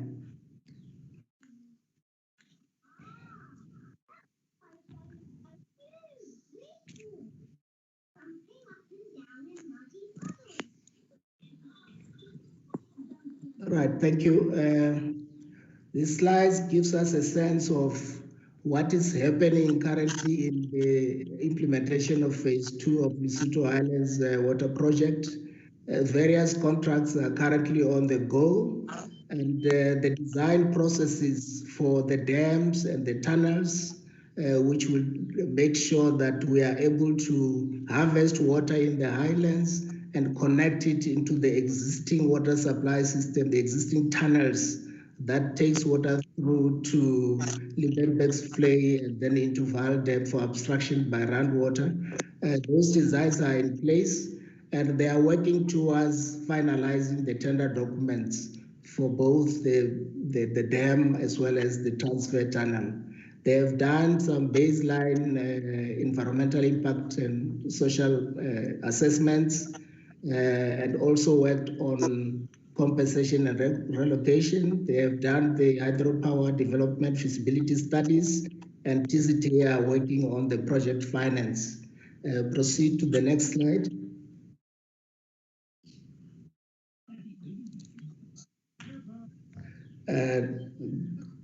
Go to slide number 41, please. Yeah, the current challenges we're having with Lesotho Island Phase 2 are the risks as indicated there. We need work permits for South Africans and others to work in Lesotho, as well as mining permits and issues of taxes, and obviously the unforeseen geotechnical conditions for the tunnels. All that is being managed by the senior leadership of both Lesotho and South Africa, so that it doesn't delay the process. Of course, there are delays due to COVID-19. If we do not meet the targets as foreseen, we will have to firm up on the issue of operating the existing system in more efficient way. And as I've indicated, if we hit a situation where our analysis show restrictions will have to be imposed, we'll go to our principals for that to be put up. We also have to work on reducing pollution and also implementing the maximum installed capacity, making sure that the Tugela valve system is fully operational. There were some social issues there and engineering issues that needed to be sorted out with that existing system. The other option will be to start looking at the next scheme, which is the Tugela water project, where we will need to do an environmental impact assessment in order to make sure that we can implement that project. It is foreseen that it will be required by about 2040, but depending on how successful we are with other measures, we may have to put it a little bit forward. Thank you, Chairperson. Thank you very much, Mr. Mabunda. Can we then hand it over to Water, CE? Thanks, Madam Chair. There we go. Rand Water will be coming in a moment. Thanks, Honourable Chair. There we have it. Sipho, will you just introduce yourself? Yes, good afternoon, Chair and members. My name is Sipho Masai. I'm the Chief Executive of Rand Water. I hope the presentation is visible from your side. Essentially, we've been requested to talk about our delivery plan and our CAPEX plan over the next 5 years to ensure security of supply in our area of operation, particularly in Gauteng. This slide provides an overview of our supply area, specifically referring to Gauteng, which is in that bluish color. But our area of operation obviously extends beyond Gauteng. It covers areas of Mpumalanga, and then we have a pipe network that extends all the way to Tukavanbegi to provide bulk water. Our footprint also goes into Free State to cover Mate, which is in Parys. We also have an extensive footprint in the Northwest. Together with other water boards, we supply Rustenburg and surrounding areas with a pipe network. But by and large, our area of operation, it's mainly in Gauteng, where we supply most of our water.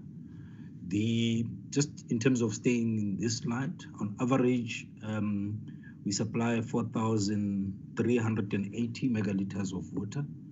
At a given time, we have peaked at 5,008 million liters of water.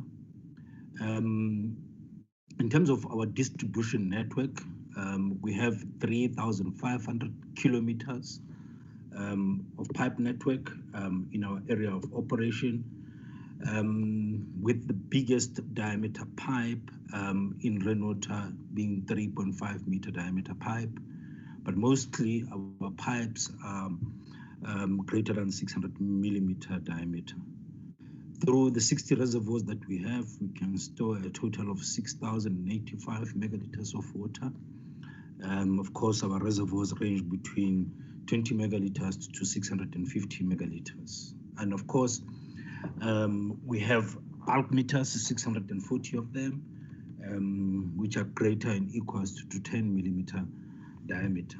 Our main source of water, because essentially our primary activity is to provide bulk water, it's the Val Dam from which we draw water, purify and distribute to our consumers and municipalities.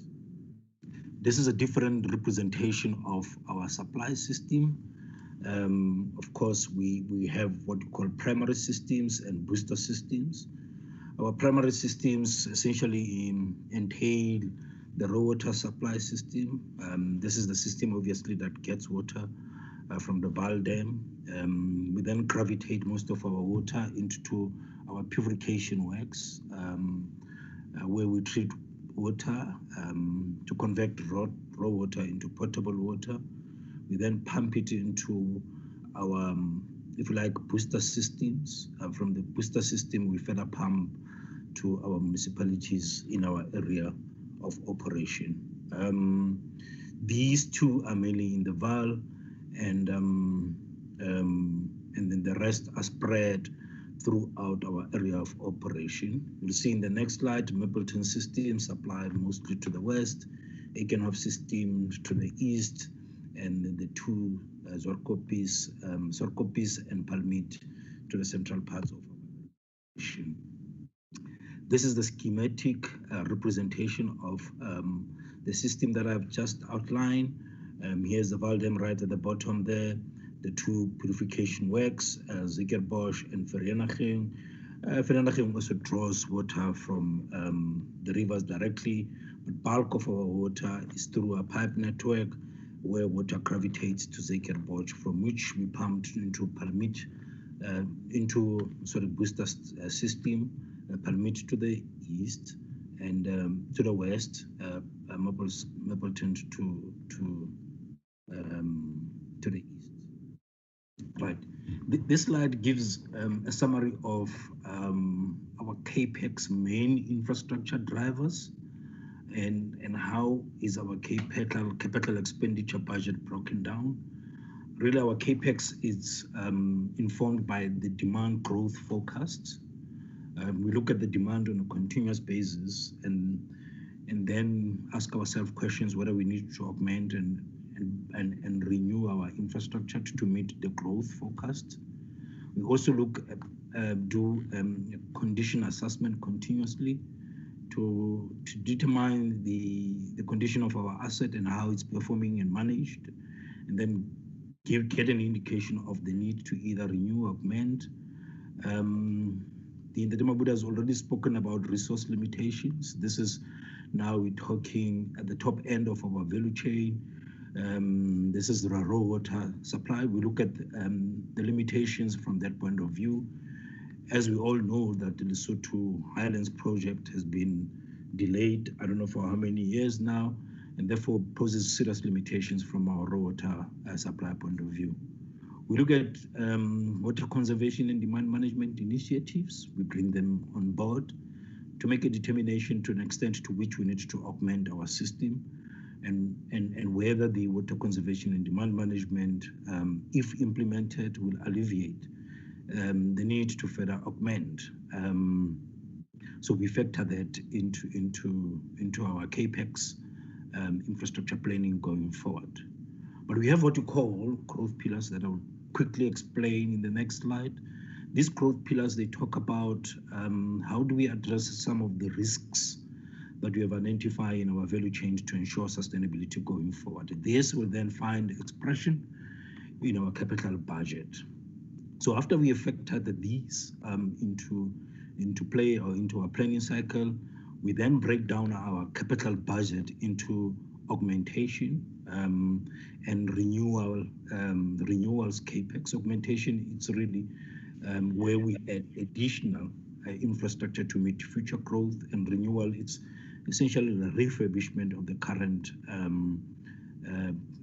assets that we have. The augmentation is really funded by borrowing and the income that we generate. The renewal is really funded by our own income. So in terms of our modus operandi, we generate our own revenue from the municipalities, and then we plan for the generation of what we call profits. But essentially, those are reserves that we generate. We don't declare dividends. All our profits go back into the infrastructure. So if we generate sufficient revenue, we are able to alleviate the need to fully go into the capital market to borrow money. In other words, the tariffs that we charge and that have been passed, they also assist in CAPEX provision going forward. In a year like we are seeing now, where it looks like we may not get, keeping our fingers crossed, an increase. What it essentially means is that it poses serious risk in terms of our augmentation, our renewal. In other words, we will then go into a mode of preserving the cash that we have to keep the current system going, and therefore shy away from the augmentation and renewable projects, because we'll not be generating sufficient income for ourselves. And even if we go into the market, we'll not be able to get the necessary capital to augment our infrastructure, precisely because we'll not have going forward the necessary tariff to pay back those loans. So what then happens if we look at the current scenario, where, for example, Ekurhuleni is saying we need additional connections because we are growing, we need to create jobs. We are saying no, we can't, because we don't know what the future holds, and therefore we are thinking of suspending our CAPEX. So the issues of tariff increase are critical in that they assist in augmentation, and if you don't go that route, it means it's a matter of time that this investment and lack thereof on our infrastructure will catch up on us. So essentially, the point that we are making here is that we're not receiving any external funding elsewhere. We need to get our own revenue generated, so that we are either able to borrow using these assets that we will have built over the years, and therefore with the tariffs that have been passed to pay for that. I talked about strategic growth pillars that we also provide for. This will enable us to monitor the system in totality and optimize it. But secondly, it also deals that budget with non-revenue water in our part of the value chain, and to a certain extent, we have helped some of the municipalities to deal with non-revenue water that they are experiencing the value chain. Our CAPEX also include that. But as it's been indicated, at the top end of the value chain, the issues of effluent reuse are extremely important. The issue of diversifying our sources of raw water, we are looking at boreholes, because essentially, as we have seen in the last 10 years, we're just not getting enough water from the surface water. As it has been indicated and extensively that there are challenges in terms of getting surface water into the system. So we can't sit back and throw our hands in the air. We need to look at different ways of ensuring supply of water going forward. And those initiatives find expression in our CAPEX budget, including the use of effluent that is already in the system, for non-potable use, and the augmentation of the raw water through boreholes and other sources of water other than surface water. We don't view wastewater that comes from the wastewater treatment works as waste. We believe it's an asset going forward. And we are starting to build the CAPEX to see if we can't work very closely with some of the municipalities. We have a good partnership with the city of Joburg to take their wastewater to reuse it instead, as I indicate, solely depending on surface water. Number 6, what we also put in our budget is to look at if we can integrate vertically and otherwise in our value chain to ensure sustainability going forward. Hydropower, our biggest cost driver is energy. In a year where we will have double-digit increase in chemicals and hydro, where we're not getting any tariff increases, so we have our backs against the wall. So what do? We need to look at generating our own energy and manufacturing our own chemicals, because we cannot have a situation where you can't pass a tariff, but your input tariffs are increasing in the double digits. So it's a matter of time that you will go down under, because if you have costs that are increasing by a percentage that is way more than the tariff increase, it means your business sustainability will be in jeopardy going forward. So through our growth pillars, we build in our CAPEX the need to ensure that we build the necessary infrastructure to ensure our sustainability going forward. I'm not going to go into this slide. I already summarized it. In terms of the demand forecast, we look at our customer forecast, particularly the big municipalities or metros, to check where their growth is going to be. We're predicting 1.5 to 2% growth, and those then go into our demand projections. But we also liaise with State South Africa and other people that do population change forecasts. We build that into our planning scenario, and the combination of which then determines the amount of water that we need and therefore the infrastructure that is needed to meet future demands. This slide gives an indication of our customers in the main. Really, our revenue is largely dependent on what we call Big Four. The city of Johannesburg and Ekurhuleni, those are our biggest customers. 36.8, just under 37% of our potable water goes to the city of Johannesburg, followed by Ekurhuleni, Tshwane, and a distant fourth, Mfuleni. And then you'll see that we have other direct customers that make about 3.1%, and the rest is spread throughout other municipalities in our area of supply. Approximately 83.4% of potable water goes to those 4 municipalities. This is a slide that if we had time, that Mabunda will have spent time on. This slide, very busy slide, but to summarize it, what we do in terms of our annual average daily demand projections going forward, we look at where the demand is going and where are we in terms of the water provision. In summary, you can see in 2020, we have what we call a supply deficit. In other words, the demand for water is more than what the system can provide. And when we start talking about restrictions, it's essentially to ensure that we do not have a demand that far outweighs what we are able to supply. So this assists us to plan and give an indication of where are we in terms of our ability to supply water and what is required, and therefore work with our municipalities to reduce the demand so that we can fit into what we are able to supply. Then after we have done that, we also, as I indicate, we then talk about the augmentation, that is talking about the increase in the need for new water going forward, and the renewal, which essentially is continuous. This looks at the infrastructure that we have when we talk about maintenance and some of the challenges that other utilities, not water, outside us like Eskom, where they talk about the challenges that they have with the security of electricity is as a result of the renewable program. So for us, this is also extremely important in terms of those condition assessment and looking at plant performance and ensure that our system is renewed to ensure continuous supply going forward.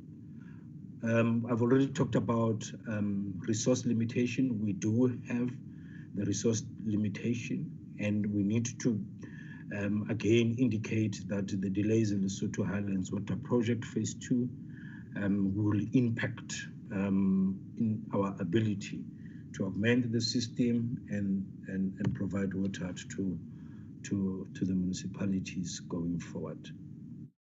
So in terms of how we've managed the resource limitations, as it has been indicated, we also look at the restrictions. There's no indication that in 2020 there will be, but of course we have issues of over obstruction as it is from the system that without a doubt will result in restrictions going forward. I already indicated the growth pillars that we need to look at to augment the system, so that if we have all these shortfalls in the integrated Vaal River system, we are able to tap other sources to ensure supply of water. Currently, we are augmenting our system with about 600 megaliters of water, and we anticipate that we'll need additional one in our primary system by 2026. And as I indicated, we're also anticipating that we'll probably get an additional 500 million liters of water from boreholes and the systems that are indicated. One of the areas that we look at is the water conservation and demand management. We're talking about our own internal loss of about 4%, which is close to 175, between 175 and 220 megaliters of water a day. But as I indicate, we also look at municipal losses that are currently sitting at approximately 30%. On the extreme side, we're talking about 1,800 megaliters of water a day. We build this in our projection and work with our municipalities in terms of water use efficiency models that we have developed, and some of the interventions, including PRVs, pressure reducing valves, that we are recommending our municipalities to install in their system to actually minimize the water losses and therefore reduce the needs to augment the system going forward. Impact of COVID-19, we are anticipating that the impact will be in an order of about 850 million rands for the 2019-20 to 2021. In terms of the interventions that we need to do and things that we need to do differently in line with the COVID-19. But what we have seen is that as a result of COVID-19, we have very low productivity in terms of the implementation of our projects, and some of them will be impacted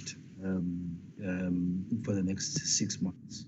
Going forward, in terms of the medium and long-term effect on water demand, we anticipated the demand projections from our defaulting municipalities will increase. Some of the business will go bankrupt, and certainly our revenue will be put into a lot of strain in terms of sustainability going forward. So there may be limited impact in the short term, reverting back to our original projections, but in the medium and the long term, we anticipate that we will be affected accordingly. Just in terms of the summary of our 5-year CAPEX, a number of projects are planned to achieve the following. As I indicated, the augmentation that we're currently busy with of 600 megaliters, and later on an additional 600 megaliters. An additional 400 megaliters will be saved by 2026 if we implement with our municipalities water conservation and demand management measures. We will continuously have an ongoing program to refurbish our aging infrastructure, and strategic projects will be implemented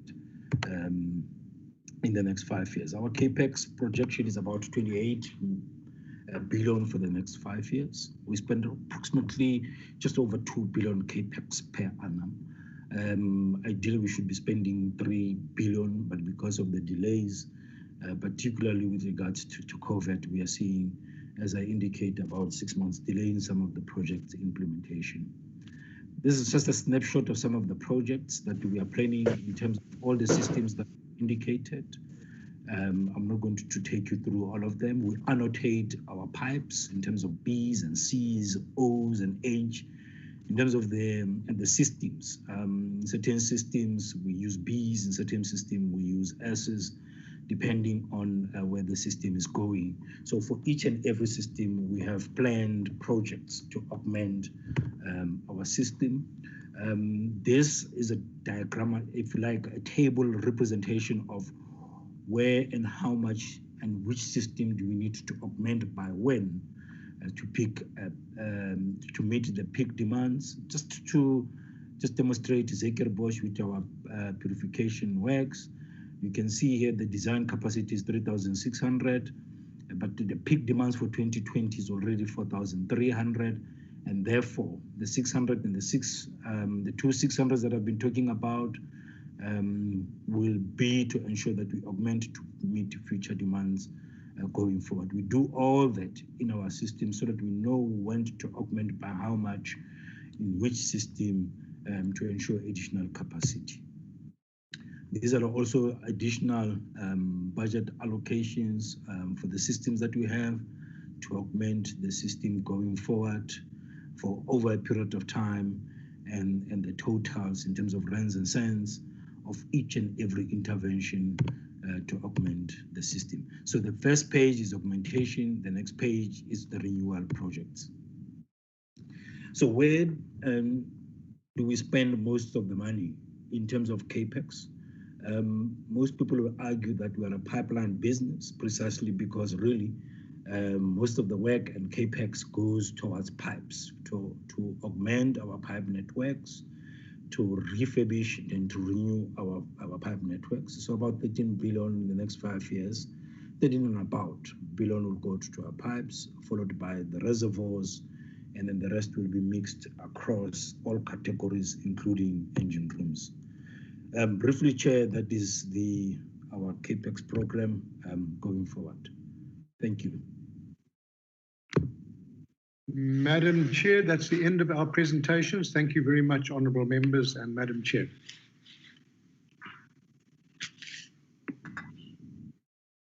Thank you very much, Mr. CE of Rand Water.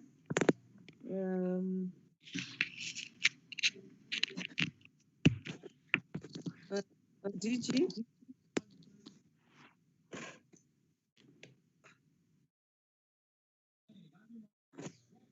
Thank you very much, CEO of Rent Water. Honorable members, those are the presentation. I know that we have not received the presentation on the district model.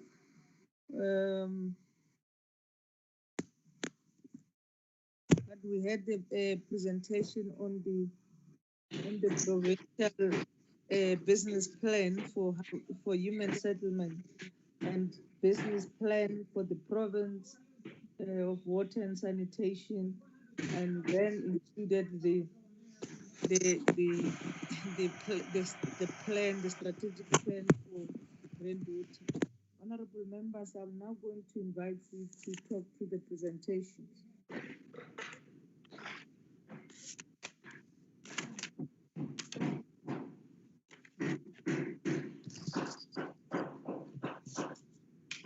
Hello, Chairperson. Honorable Seki. Thank you very much, Chairperson. There's someone who's beating up something behind him. Chair, I think the presentation, to me, I'm fine with the presentation. Maybe I missed the legislative framework for future, because I think all these plans we can work on them. And I think every time when we talk about water, we always say that the issue of transformation, how do we translate that for Black people to have access to water? How do we make sure that communities in all levels are having access to clean water? The plans are good, but I'm not sure, I didn't hear the legislative framework of those plans. Thank you, Chair. Thank you very much, Honorable Seki. I think they are noting both of them. Honorable Masala.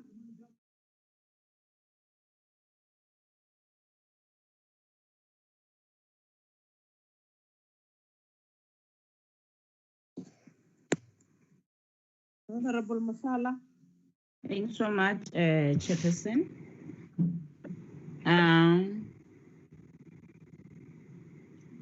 You know, my worry is it seems like we did not receive the presentation on rent water. I don't know if others received or not, but we did not receive anything. So it's fine. We're going to proceed, but I think this must come to an end now. And then before I start, Chairperson, you know the behavior that we saw today when we said that the meeting must be adjourned due to the fact that the minister is not attending to committee meeting was very strange. You know, South Africa is now collapsing is because of all those things. Because when the EFF said before in Parliament that the country was collapsing under the leadership of the previous president, Jacob Zuma, is the same ANC that was defending. So today we are worried about the minister who's always not coming to the committee. And it's the very same ANC that is defending the same thing as well. But let me pass to that. My question is, the need for Gauteng to give us an economic overview of how the DDM is operational in the province falls within the mandate of the PC of COPTA and Select Committee. I will repeat. We need to know how grants administered by the two departments will effectively and optimally be used within the DDM to centralize budgets and resources at all levels of government to give the best and professional service delivery to the people. Chairperson, please relook at the mandate of the Portfolio Committee of Human Settlement, Water and Sanitation.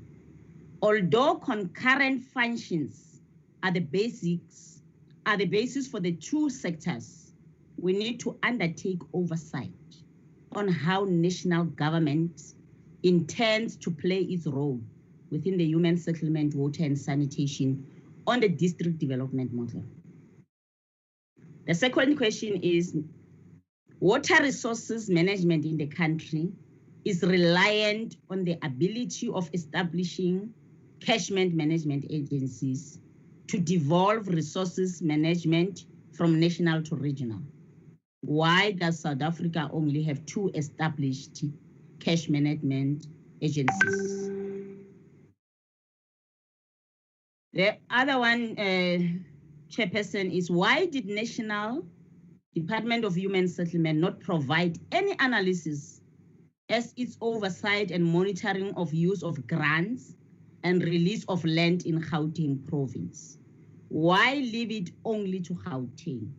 And the last one question, did this province of Gauteng procure the services of consultants to undertake this work, the work they are doing? If so, could the department elaborate on how one could shift away from overuse of consultants, as was the case with developing the integrated development plan? Thank you. Thank you very much, Honorable Musala. Honorable Tseke.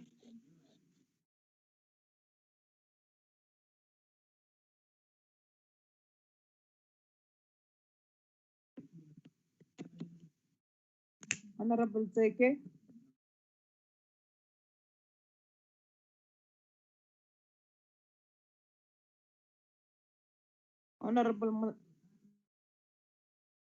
Honorable Siswai.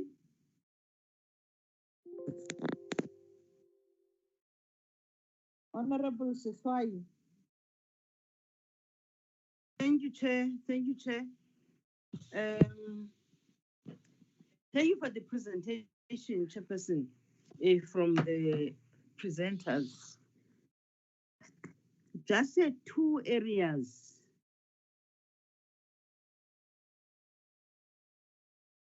There's a mention of a problem that they do have in terms of the title deeds. He is mentioning that the deeds office is closed. Just an interest, is it closed because of the lockdown, or is there a particular reason that it is closed and therefore they cannot proceed with the program? The second issue there is the issue of there is a project that is funded in Netherlands, funded by South Africa. I don't know, is the Netherlands the one that is in America? Okay, it's perhaps a place in South Africa. Just a clarity on what is this project, so that we got to know it. The 15 plants are not compliant. I just need to be reminded, which ones are those? And do we have a program of action to really intervene on the non-compliance? Those are the three areas, Chair, that I want to ask. Thank you very much. Thank you very much, Honorable Sifai. Honorable Mohotu.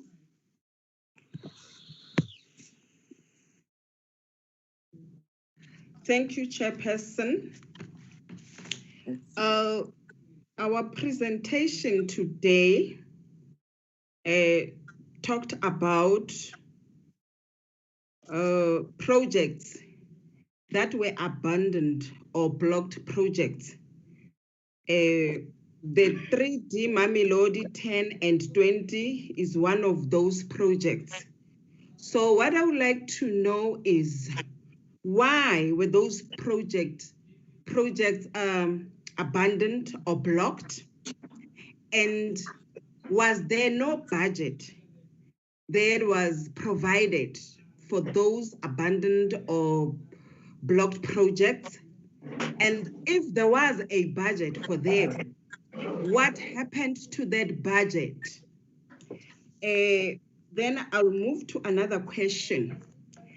Does the Department of Water and Sanitation have an updated water quality modeling in place to guide policy interventions, as well as to guide wastewater disposal strategies to reduce and increase the volumes of reusable water?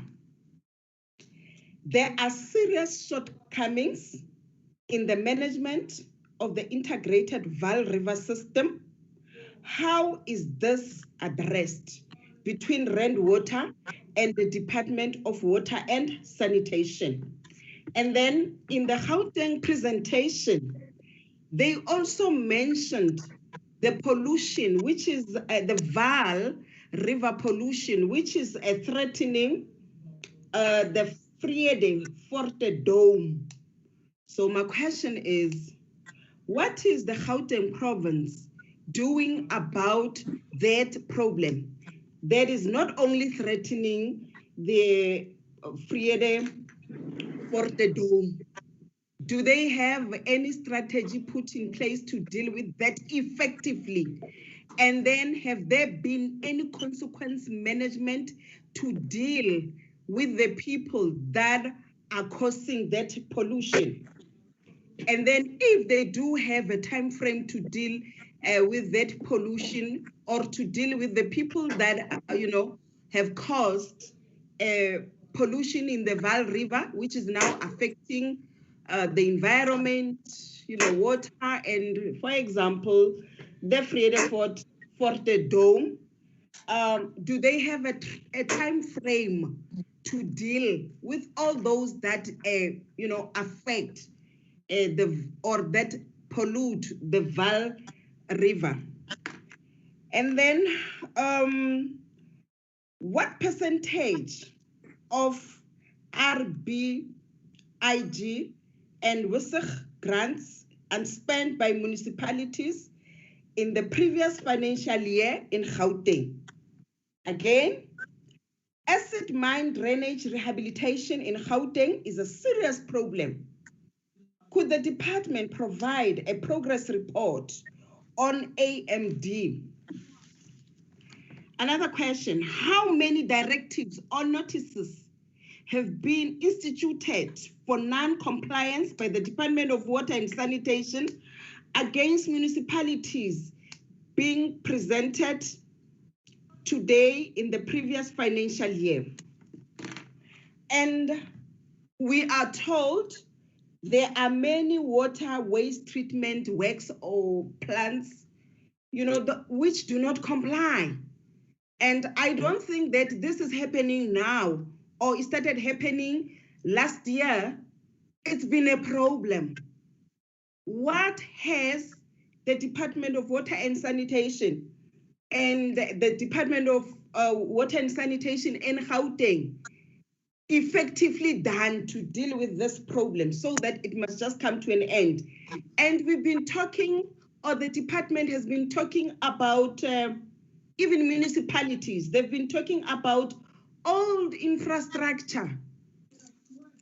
When are they going to deal with this once and for all so that we stop talking about water pipelines, which are not functioning properly because they are old? When are we going to do effective work? And municipalities have been complaining about lack of skills from employees that are working in the water waste treatment plants. When are they going to start employing the right people who know their work so that we don't have any problem of water and sanitation? Thank you, Chairperson. Thank you very much, Honorable Mokutu. Honorable Mvana. Chair. Yes, ma'am. I'm checking, Chair. Maybe I have missed it. The presentation had something telling us that there are illegal connections from the water that is from Lesotho to South Africa. Is there any plan to curb this? Or maybe if they have started it, what have they done? Of course, we understand that there was lockdown and things were on standstill, but what movement have they done right now? Thanks, Chair. I think others have been covered. Thank you, Honorable Mvana. Honorable Grace, thank you.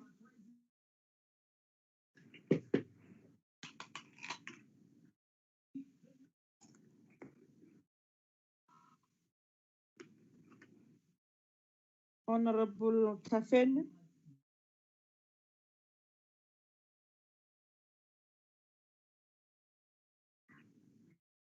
Thank you, Chairperson. My question.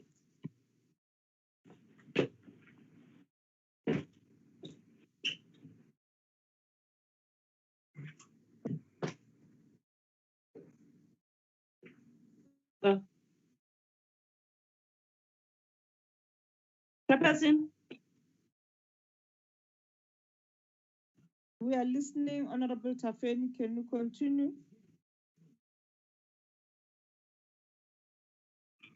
Integrated Pearl River. You are cutting, Honorable Member.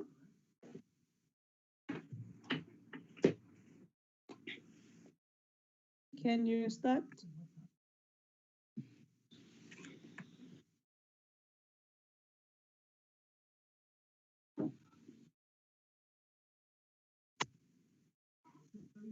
Honorable Tafen.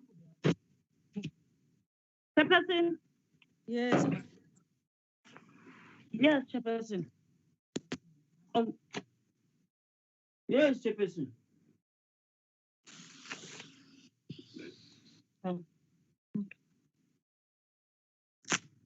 Yes, Chairperson.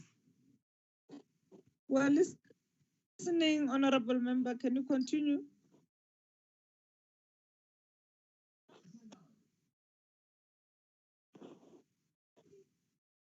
We can pass Chairperson. She'll come back again. I think she's struggling with network. Thank you. Honorable Mushala. Honorable Tseke, you're still struggling too.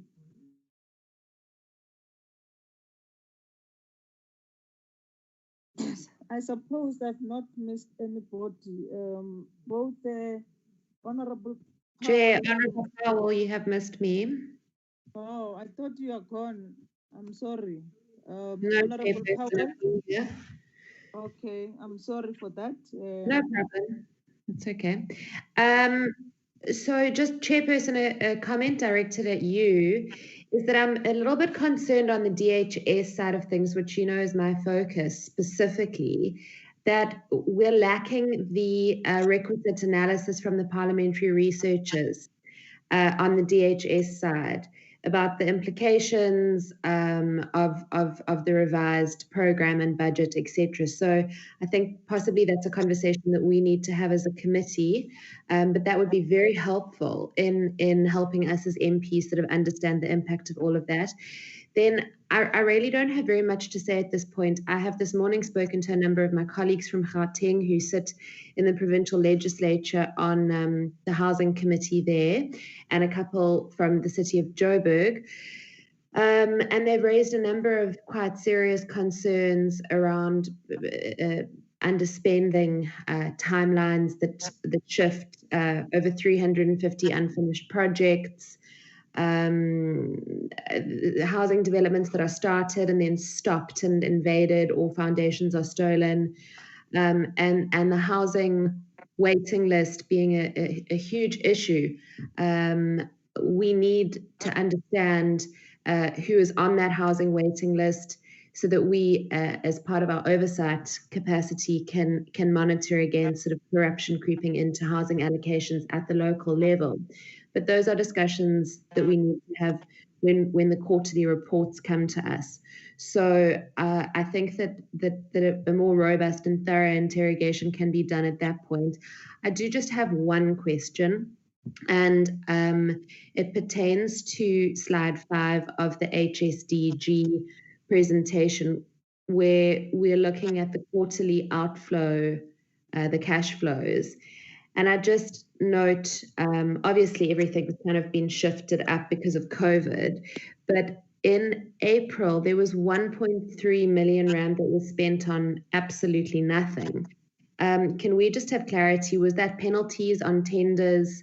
Were those delays? What was that 1.3 million rand that was spent? There were no stands and there were no units achieved for that. So may we please get some clarity, and then we will await for the quarterly reports in monitoring what's being presented here today. Thank you, Chairperson. Thank you, Honorable Powell. Do I miss any honorable member of the system? Okay, similarly, most of members have spoken here. Let me add to the questions. Firstly, and welcome all the presentation.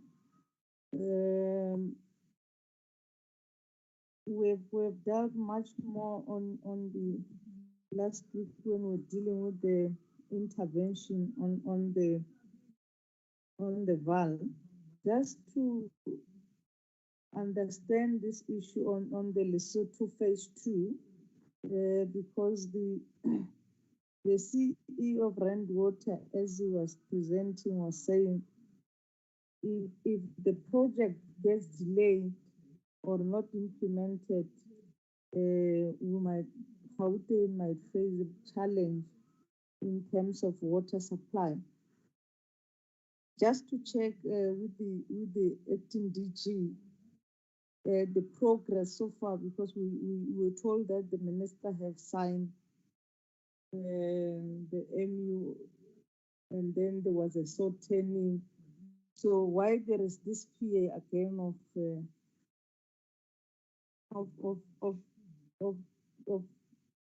us not meeting the target? The second issue is on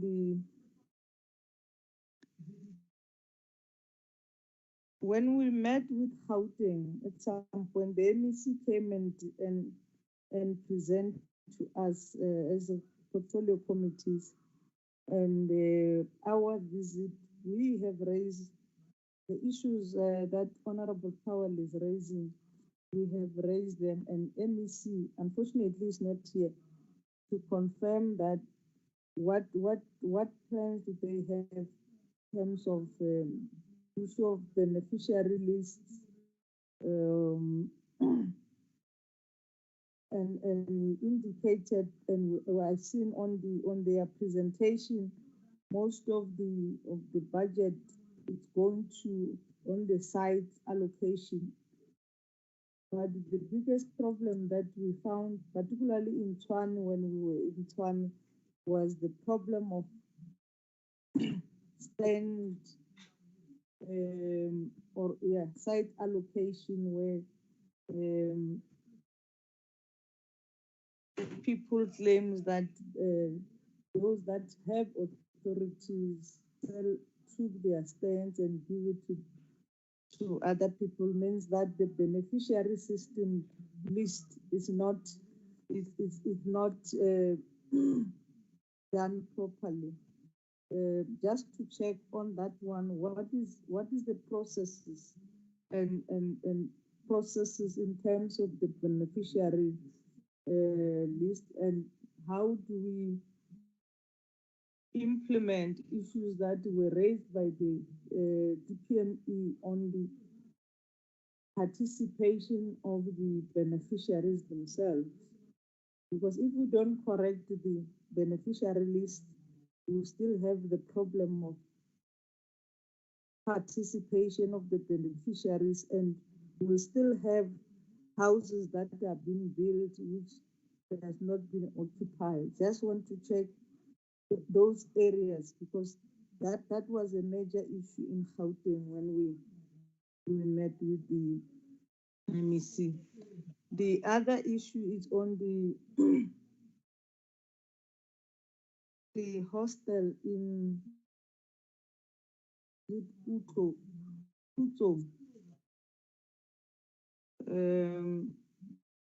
It was indicated that there was a mistake that was done where when the exchange of land were done,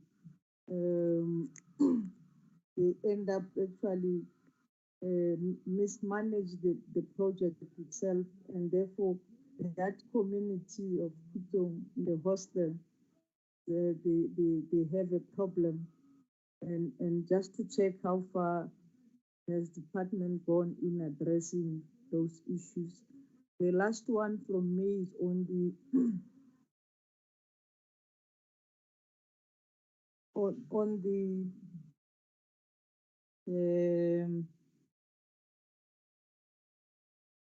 rent water, good CAPEX and the plans for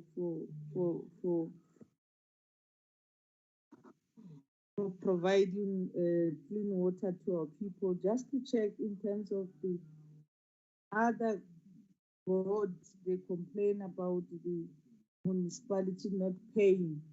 I just want to check with rent water whether do they have the same problem. If they don't have, what is it that they do best that can be shared with other boards? Those are the questions. When we get a response, DG Shangana and DG Trevor, you can allocate. Thanks, Chair. I wonder if I could suggest that DG Shangana comes in first and then I will follow. Chairperson. Sihlalo. Chairperson. Chairperson. Yes, ma'am. I'm Honorable Chapeni. Yes. Yeah, Chairperson, thank you. I'm gonna cover because of network in the Eastern Cape. Oh, okay. All right. Okay. Yeah, Chairperson, the issue of the minister is serious. Please, Sihlalo, the next meeting, Minister, because the members of the committee are supposed to tell the minister the issues of their communities. That minister is not knowing the things that is doing in the communities. So please, Chairperson, the issue of minister is serious now. So please, Chairperson, don't do that. Sukumkhusela, because xa nimkhusela akazuza koko kwezi aphele engazazi issues zakwa-human settlement, water and sanitation. Kanti ubuyazi attend meetings zakwa-human settlement, water and sanitation, uza kuziva apha kwii-members ii-issues ezidla abantu emphakathini. Please, Sihlalo, next time, Minister makabe khona emeetingini. My question is, how is the Department of Water and Sanitation developing the integrated Vaal River system infrastructure to meet? I thank you, Chairperson. Thank you, Honorable Tafeni. Noted. Honorable Tafeni, no one is protecting minister not to come to the committee. So, and the previous meeting, there was agreement that there is a need for the minister to come to the meeting, and we will continuously invite the minister to the meeting. So no one is saying minister protecting anybody not to come to the meeting. Can we proceed? Thank you, Chairperson. But Chairperson, masingayonwabela into ongabikho kwakhe xa sisonke committee. Mangabikho mntu uvuyayo. Thank you, Chair. DG Shangan.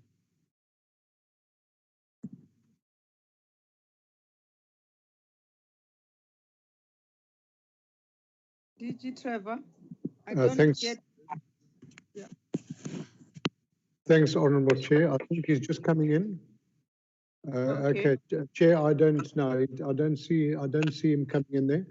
Chair, if I could follow the Honourable Chair, if I could follow the same route that we did the other evening or the other day, we did Free State, and if I could get the regional head for Gauteng and the CE for Rand Water to respond to the questions.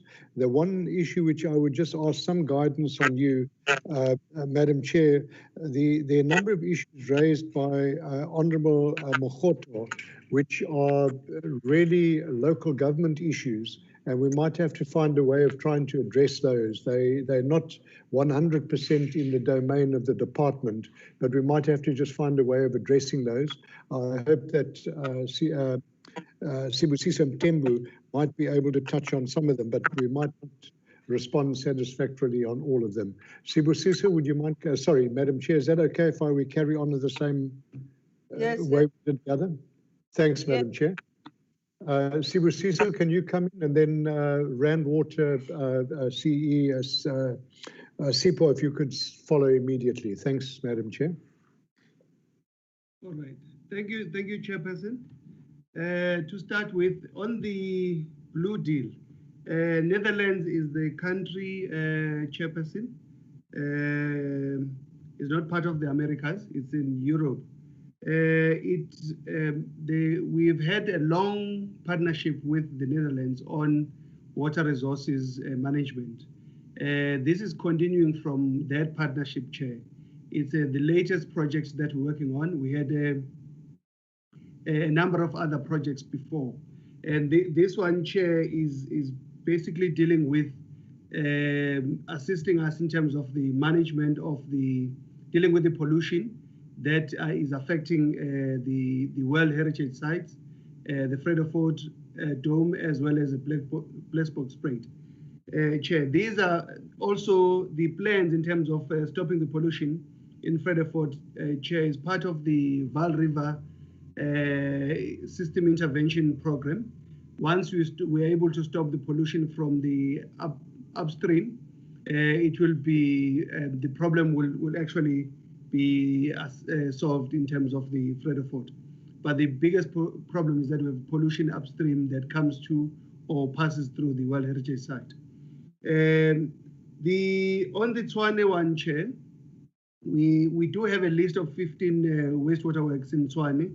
I think it was in slide 82 of the presentation, where we listed a number of wastewater plants or that are non-compliant, and those that are semi-compliant, but we're not necessarily happy with how the compliance is actually being done there. The plan on the 15 Chair is that we have engaged with DBSA, with the city, to come up with the front-loading approach on utilizing some of the USDG funding that the city is getting to raise the budget that is needed. For now, Chair, we're looking at Rooiwal, which is a key one, Pavian Sport, Sutherland Ridge, to actually get about 2.7 billion in the next MTF. Unfortunately, we cannot commit beyond the MTF period, Chair. This will be almost a loan funding that the Department of Water and Sanitation, as well as Department of Human Settlement, will co-sign with DBSA and the city that part of the USDG grant will be used to pay the loan to the DBSA, so that we can get the money upfront to deal with some of these pollution problems. Unfortunately, depending on the strength on how much the city will be getting over the MTF, we can only commit so far, Chair, in terms of the borrowing with the DBSA. It's still a new approach, Chair. We're navigating very slowly and making sure that we dot all I's and cross all T's, that the municipality is not left with a burden in the long run. Hence, the two departments, water and sanitation, which we are envisaging that it will run the program management, human settlement in terms of, as they are the administrators of the USDG, and the city, who are the beneficiaries of the scheme. Unfortunately, there's not enough funding in the national fiscus to cover all the 15 wastewater plants. So we'll deal with them in terms of the priorities as they come. Hopefully, in some future, we'll be able to get enough funding so that the city can actually refurbish, as well as increase the capacity of these wastewater plants to be able to deal with the growth that is happening. As I mentioned earlier on, Chair, Gauteng is growing at about 300,000 people per annum. And a large portion of the increase is in the city of Tshwane. In terms of the strategy on the water reuse, Chair, is something that we're actually looking at very seriously in terms of, it's already happening indirectly, Chair. For example, you can take the water that is being used in the area of Hammanskraal as partly reuse, because it goes to the wastewater works, it gets released, and it gets caught downstream at Lukral Dam and treated and reticulated. It's a strategy that we are aggressively looking at because we don't have infinite supply of water. If you look, for example, in terms of Johannesburg water, the Northern Works is receiving almost 500 megaliters of treating 500 megaliters of effluent. This is partly some of the water that is coming from the Lesotho scheme, and they need to make sure that we don't lose some of this water. So the reuse is happening, but not necessarily directly. Now we want to move to a process where we can reuse directly from treated effluent into potable water, and it will be reticulated. Obviously, there will be considerations for the environment, et cetera, once we aggressively look in that strategy chain. It's being done in other areas of the world successfully, as well as South Africa can do that.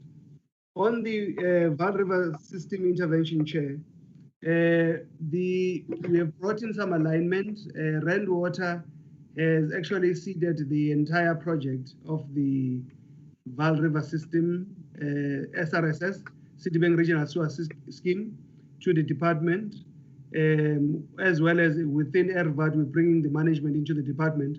The approach there, Chair, is that we have a centralized command center. We're setting up a program portfolio office, which will deal with the management of the entire scheme. We're looking, Chair, in ensuring that we can deal with the refurbishment work as one program, as well as deal with the upgrade program, which is what Rand Water was dealing with over the years. So that it all sits in one house. We don't have a number of implementing agents. So that's where we are at the moment, Chair. In terms of the refurbishment work, we are at the process where we soon gonna go out on tender to get some of the contractors to do the refurbishment work for the entire SRSS. Chair, I should mention that we do have a budget of 911 for this financial year. However, we don't have the budget for the next financial year. The total that is required is 2.2 billion rand for the refurbishment work only. For the upgrade program, you're looking at about 7 billion rand, Chair, so that we can get the moratorium lifted so that there could be more development. So it's two programs that are running parallel, Chair, the refurbishment as well as the upgrade program. In terms of the pollution, Chair, we do take the polluters to task, Chair, both from agriculture, mining, and municipalities. In terms of consequence management, we send notices, we send directives. We're also looking aggressively at litigation for those that were found to be in contravention of the National Water Act as well as NEMA. Chair, you'll recall that the same committee assisted the city of Tshwane when we have taken them to court. You assisted that we come up with a solution so that we can at least have what we have on the table now, which is a DBSA model, as well as also unlock some of the bottlenecks that they had for phase one of the Rooiwal. So we were looking at this thing very robustly and wanting to make sure that we take the officials that are involved into task in terms of the consequences. Because it's rightfully so, the department is expected to provide answers, and yet the transgressor sits across the board and do what they want. On the percentage expenditure on our picture, last financial year, we had a budget of about 241 million, Chair, that was purposefully underspent, that was ring-fenced to deal with some of the refurbishment work for the Vaal River system. You'll recall, Chair, that we had SANDF that was on the ground. They did what they could. They left. We also used some of that budget to pay for ERVAT, which have also have lapsed. So all the management and the running of the program is now falling in the hands of the department, and we are hoping that we'll get some speedy movement on that side. On the WISIG side, Chair, we have a few under expenditure, about 45 million rands that was underspent by municipalities. Merafong, they underspent by 36 million, Lesedi 3 million, Rand West 7 million. Chair, they have already applied to Treasury for a rollover because the program is still underway. When the portfolio committee went for oversight, the presentation was made that on the Merafong that it's a very problematic area. So the stabilization of the ground was far more important so that we don't have another collapsing reservoir. So Chair, that's why we had some of these delays, and there was issues around the cables that needed to be moved. ESCOM cables that were underground that needed to be moved, and that caused significant delays. We supported all the rollovers, Chair, because they were justifiable, and the municipalities were reporting to the department as and when the delays were happening. On the AMD, Chair, Maybe in the next meeting, we'll present on the AMD and we can send the reports along so that the members are fully aware in terms of the goings of the AMD. On the notices and directives, Chair, last financial year, we issued 9 directives and 21 notices against the transgressors. That ranges from mining to municipalities to individuals, Chair, that were transgressing. We can provide a list if it's required of all the directives and notices that were issued in the last financial year. This is the area, Chair, that we're saying after the directives, we're looking at litigation if the problems are not solved. You'll notice that there were 21 notices, and in most cases, the transgressor, they will rectify the error that was committed.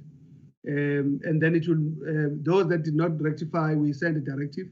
And those that are still not following the directive, then it becomes a court matter. Chair, I think this is where the area that, Chair, we're looking at the some punitive measures that will require the transgressor to rectify, not only rectify, but deal with some of the long-term consequences. For example, you look at the Vaal River spending, it's polluted over a long time. The government is going to be spending over billions and billions to rectify it, but the transgressors themselves are not necessarily contributing anything towards this refurbishment work. Yet they ought to have done so, as also listed in terms of the NEMA. If you transgress, there's a penalty that you pay. In terms of the aging infrastructure, Chair, the municipal infrastructure grant does cover some of the refurbishment that are needed by municipalities. But Chair, there is a need for a broader program around aging infrastructure, because it's not aging in one municipality, but it's aging across the board. And now, if you look at the MIG allocation itself, it will not be sufficient to cover all the aging infrastructure, particularly in this province. But at the same time, there are still these conditions that are set for MIG, that it can't all of it go towards the refurbishment of work, but some of it will go towards the new, putting in new infrastructure. Now, the COGTA and ourselves, Chair, are working on another strong element around the refurbishment program.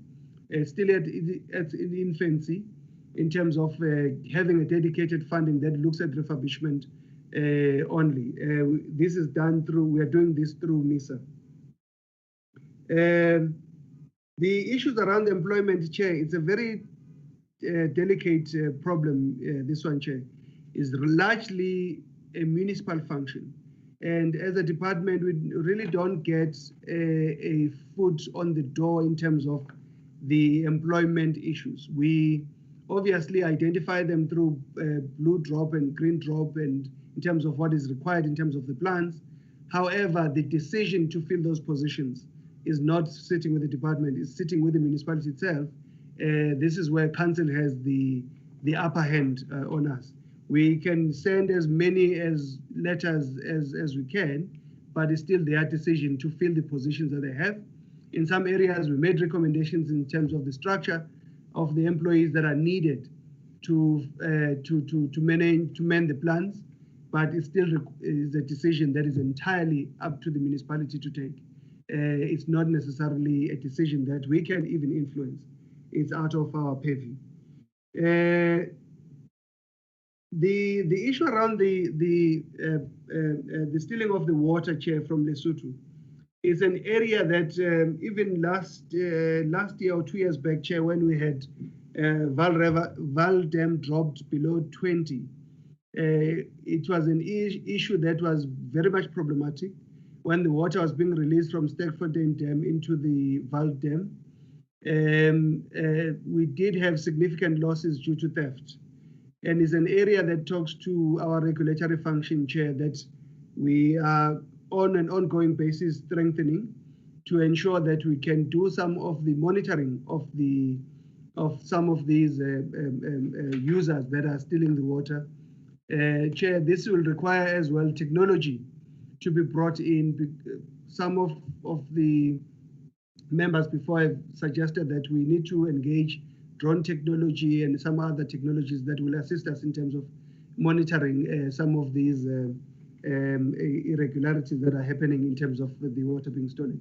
It's an area, Chair, that will continuously be improving on because as and when the users find innovative ways of stealing water, we also need to be on par to ensure that we can deal with some of the theft that is happening.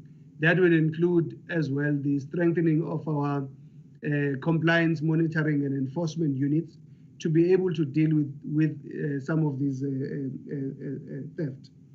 I think, Chair, maybe I can stop there and hand back to the DG.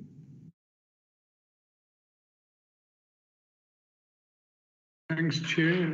If I could let Rand Water come in. See if he's, Sipho? Yes, thank you, DG. Our questions were specifically around the issues of debt, and I'm sure the department will come in around the issue of phase 2 and the delays thereof. I don't think that has been responded to. Of course, as I indicated in my presentation, it's an issue of focus that needs to be addressed either way. Precisely because it deals with the augmentation of the system. But of course, as a result of the current financial challenges and lack of tariff increase, we have a serious concern in terms of how we're going to be meeting our obligations in terms of building that scheme, because the Soto Highlands Water Project is funded solely by water users in integrated Vaal River system, which is by and large Rainwater's customers. And of course, if Rainwater cannot be given the opportunity to charge a tariff increase, it is impossible, literally, to meet up to the obligations of paying for that increase towards that infrastructure. But in terms of the municipal debt, Chair, we currently sitting, we also have a problem. It's not a challenge, it's a problem, a massive one as well.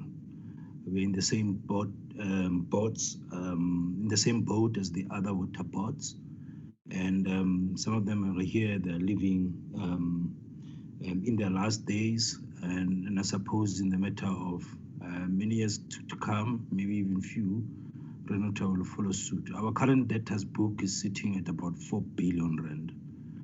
Just on about 3 billion is an overdue account.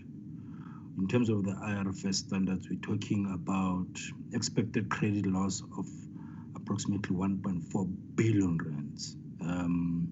So our numbers are also big, given the volumes of water that we pass, and therefore the debt that gets accumulated as a result of which. So we're talking about 4 billion rand of outstanding debt, and 3 billion of that is overdue account.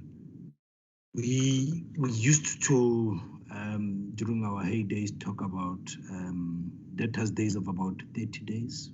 We're currently sitting with the debtors days of 72 days.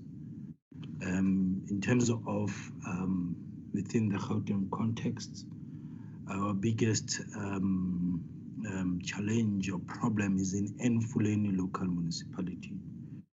We now sitting at a total debt of approximately 900 million rand, 800 of which is an overdue account. So that is one of the biggest problems there. Merafong is sitting at currently 100 million, Ren West also sitting at about 100, including the current account, overdue of about 70 million. Kurleni, although we are having arrangements in terms of some of the debt relief, we had an overdue of about 300 million, but that is mainly as a result of COVID-19, Chair. So we do have a serious problem of debt and municipal non-payment. To rub salt in the wound, into the wound, we also had to look at municipal debt relief measures for COVID-19, where over and above the challenges that we had, had to provide what we call interest payment holidays to municipalities.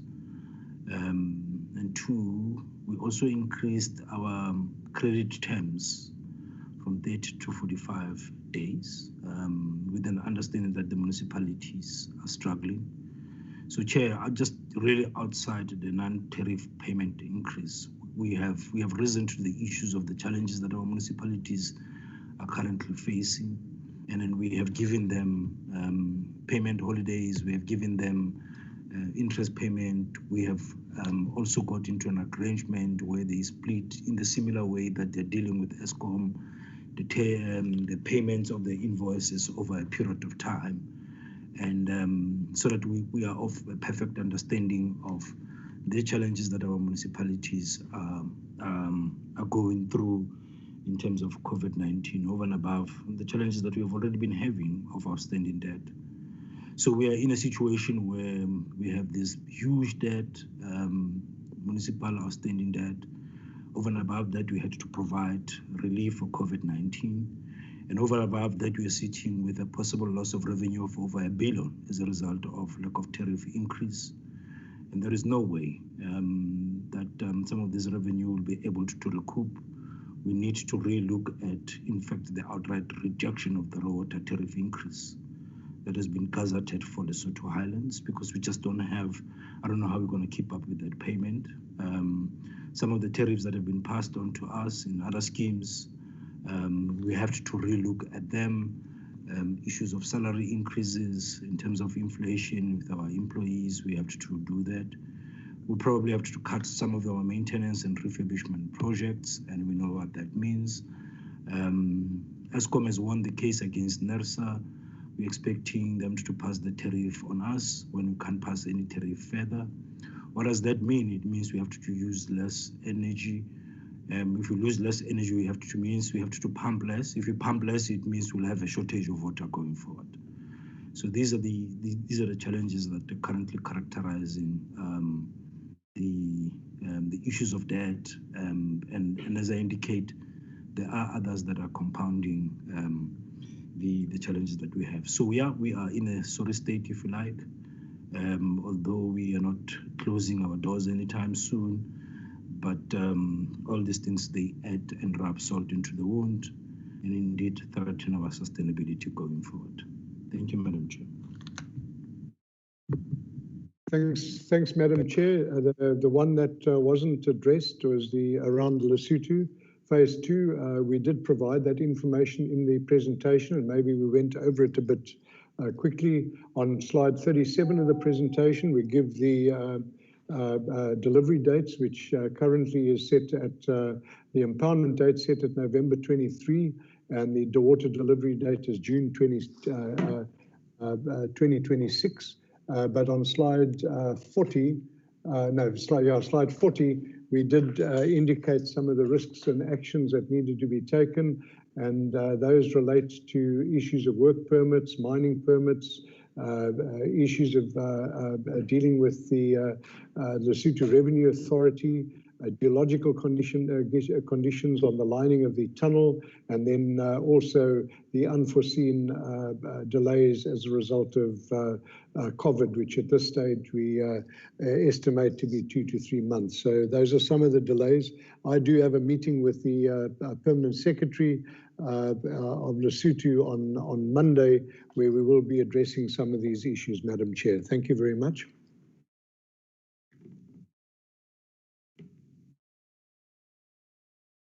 Thank you, DG. Women Settlement.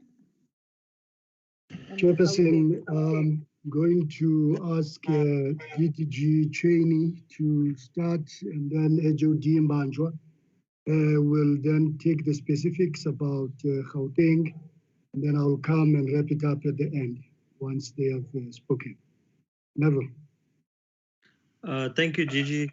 Chairperson, honorable members, colleagues. Chair, there was just one point that was raised in respect of us, and that was in relation to whether or not there is an analysis. Chair, there is a detailed analysis, and we'll make that available to yourselves. which specifically deals with the analysis of the adjusted business plans, the implications, and also the conditionalities in which we proposed the various provincial plans be approved, and what were the weaknesses and the deficiencies that had to be corrected. Thank you, Chair.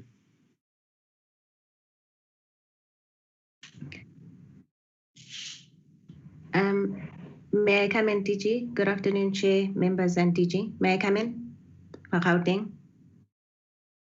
Yes, ma'am. Okay. Thank you. There were about 4 questions that were specific to Gauteng. The first one related to the development of the business plan and whether we were using consultants for that. And the quick answer to that is that the business plan is developed in-house, so there is no use of consultants in the development process for the business plan. And then the next question related to the deeds office. I think what the presenter meant to indicate in the presentation is that the challenges that we have with lodging of documents with the deeds office is that when they do close for COVID cases, then it will have an impact ultimately on the issuance of the title deeds because it causes slight delays in the process of lodgement. So the closure is in relation to COVID-related cases. And then the next question related to blocked projects, and the member made an example with Mamelodi. In Mamelodi specifically, there were 50 units, which were basically abandoned at different milestones. And the reasons really vary for why these projects would have been abandoned. Primarily, it would have been capacity issues related to contractors.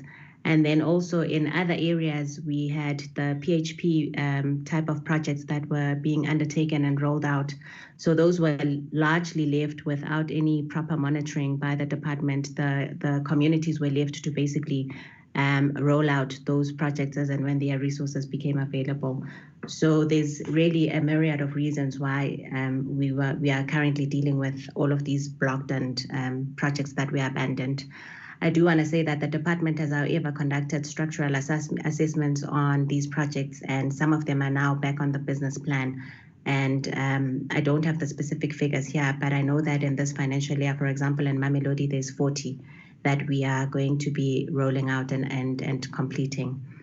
And then the next question, I think that was the last question, also related to the hostel in Kudzong and the land issues. The land issues have been resolved. That piece of land that is in question has been donated by the mining house. The HDA is also in our intermediary in trying to facilitate the resolution and finalization of that process. I do want to leave it there. Thank you, Chair. Chairperson. I wanted to pick up 2 questions that have been answered properly and make one comment and then hand over to you. You would have noticed, Chair, I think there's a question that was raised by Honorable Member Seke on the legislative framework. I think it's important to state that both organizations are reviewing their pieces of legislation. You would have noticed that water and sanitation is very much advanced in terms of reviewing the 1997 Water Services Act and the National Water Act, and that process is likely to go to cabinet. The same applies to human settlements. Human settlements is reviewing the 1997 Housing Act. Some of the pieces, the clauses in that piece of legislation are outdated. So in fact, there were 2 options. One option was to come up with a new Human Settlements Development Act, because we moved from housing to human settlements. There was another option that recommended that we must simply amend the legislation instead of starting up afresh. But a lot of work has been done by both organizations in terms of legislative framework. The second question was about the utilization of the consultants. Unfortunately, Chair, we're in a built environment, and in a built environment, if you take human settlements as an example, before you deliver that settlement or that house for that project in human settlements. You interact with 16 professionals. You interact with urban designers, town planners, engineers, you name them. That list is very long. I can share with you some of the people that before a project is delivered. They don't come cheap, and we compete with a lot of organizations that pay them very well. The TBSA, metropolitan municipalities. Sometimes they don't prefer to be employed permanently. They would want to come in on contract. They are very mobile. They make a lot of money, consultants, because they don't have to work for one organization. So there is a challenge that we're faced with. And some of them, they get employed and hired abroad, in Dubai, Australia, Canada, all of these places. So we do have a challenge, but ideally, you would want some of them to be employed in-house. For instance, water and sanitation is plus minus 27, 28 engineers, if my memory serves me well. So they don't come cheap. We do a hybrid. You have some professionals in-house, and then you have a panel of professionals. For instance, in Gauteng, they have what is called the professional resource teams, which is a panel of professionals that they use from time to time on a quotation basis. We issue an RFQ to utilize those professionals. Because if you have to go out on tender every time, you have to appoint them and take your time. And lastly, Chair, I think you would have observed both presentations that there is a tremendous amount of coordination that is required at budgeting level. For instance, the housing budget of Gauteng is about 5 billion rands, and 2% of that budget can be used for water and sanitation infrastructure, but also the mining town budget, which is focusing mainly on the West Rand. And that budget is also a flexible budget, which can be used for infrastructure. So SBU and housing, human settlements in Gauteng, they should be working very much closely because they can leverage funding from each other. Where there is a shortfall on the side of water and sanitation, and that shortfall can be managed through human settlements because they are targeting the same spaces, they are targeting the same bulk infrastructure. I think there's a tremendous amount of leadership that is required at our level to get these two organizations to budget together and to coordinate some of the things together. I'll leave it there for now, Chair. Thank you very much.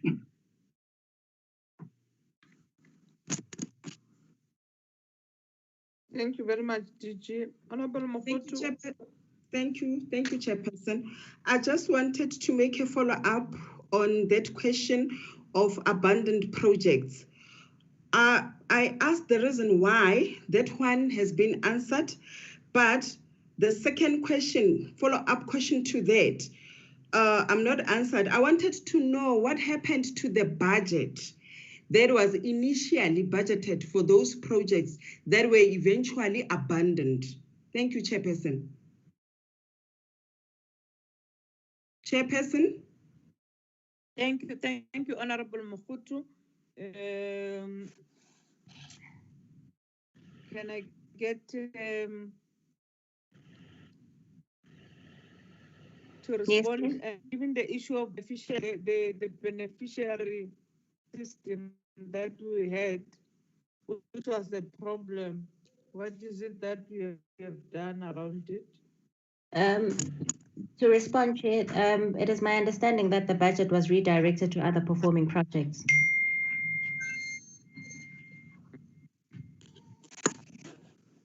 You are not sure? I would have to double check. I'm new. This was 2008 and 9, Chair. My apologies. So I'm gonna have to double check. But it is my understanding. Yes, bring the response in writing, supplement. HOT, and including the issue of including the issue of the beneficiary. Sorry, I lost you there. Yes, HOT. I'm saying you can get the answer and write it right to the secretary of the committee. Give that answer unlike for you to just to speculate, because members, we want answers, not speculations. Chairperson? Yes, ma'am. No, I also asked listening. On So HOD.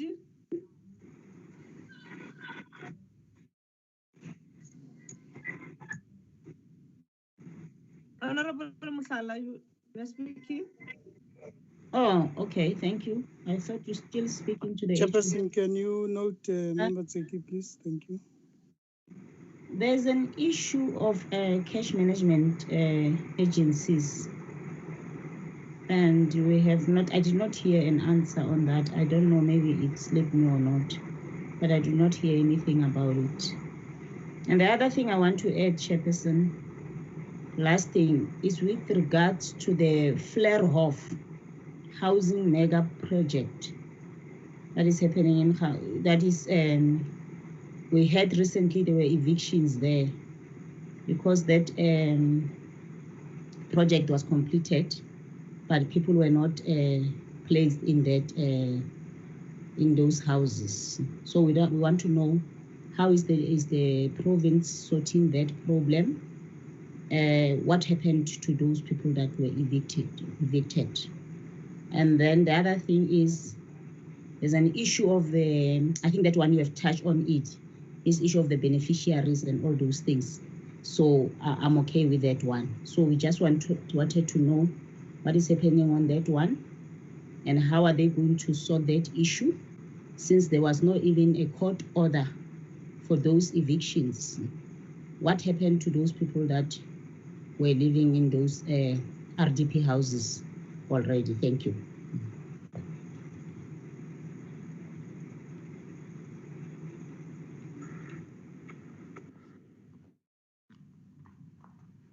Can I speak, Chair?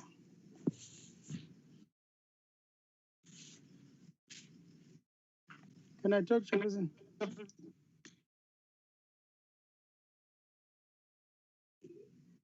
DG and members, I think, Chair, you should guide us. Sometimes there's a brainwave when issues are dealt with and we want to start from zero. But there are just two announcements that I just want to make to the DG, that there are issues that we have received from Parliamentary Constituency Office, but I'll forward them to the Chair and to yourselves, DG. One is an issue of Harangua.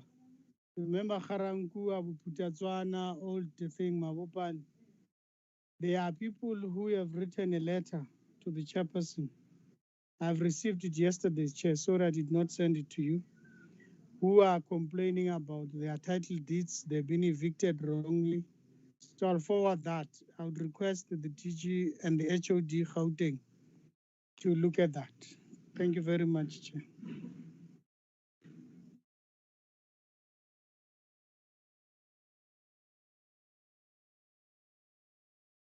Thank you very much, Honorable Tseki.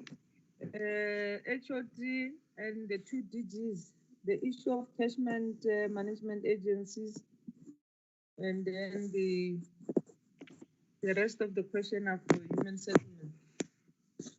Thanks, Madam Chair. If I could come in, my apology for having overlooked that one. Sincere apology for that. Yes, indeed, we have two catchment management agencies that are fully fledged and up and running at the moment. We will establish a further two during the course of this financial year. The one in the Vaal and the other one down in the Western Cape, and the balance will follow from 21 onwards.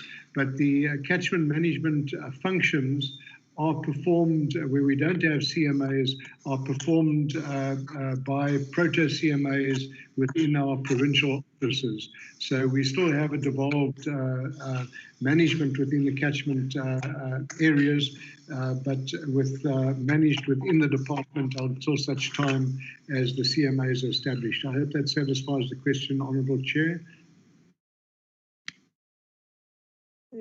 Thank you, DG. The HOD and DG on Human Settlement.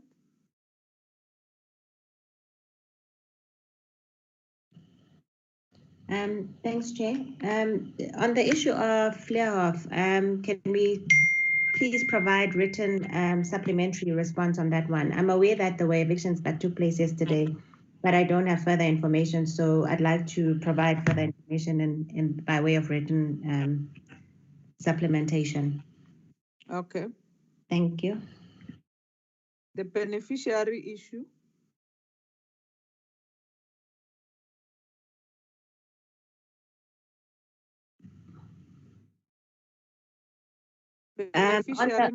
Yes, on the beneficiary administration issue. So the beneficiaries are actively participating in the process to avert the invasions of unallocated houses. And that's the direct response that I can provide at this point. And that the pre-allocation process has already started, so that is being undertaken so that we can avoid invasions in the future. Okay, DG Changana.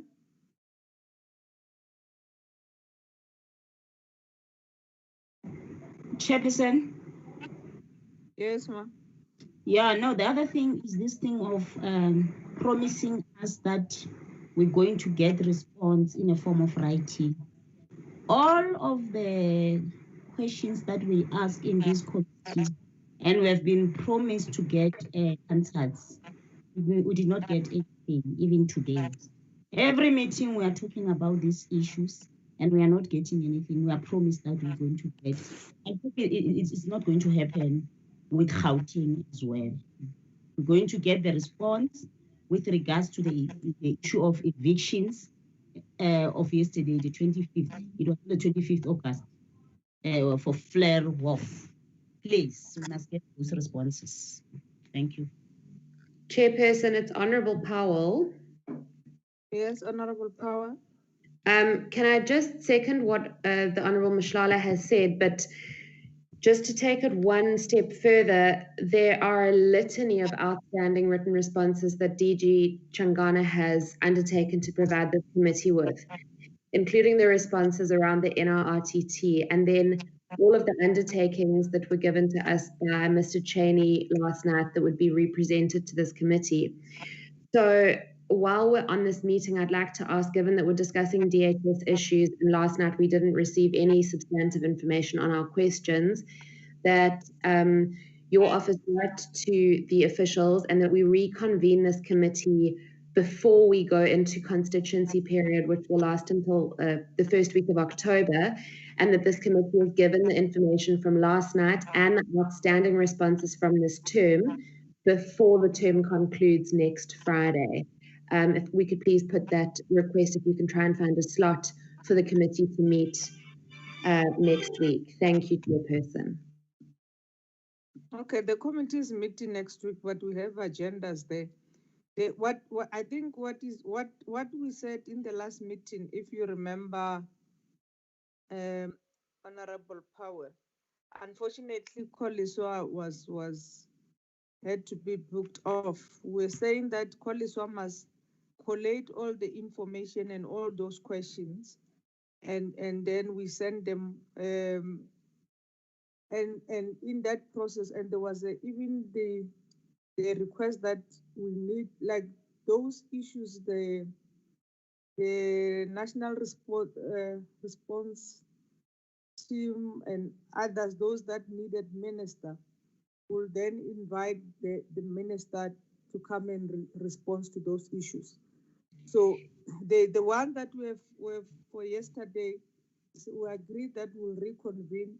We have to just to get the slot to deal with that COVID-19 issue, because we have not done with that part one. So yeah. So that's how far we can go.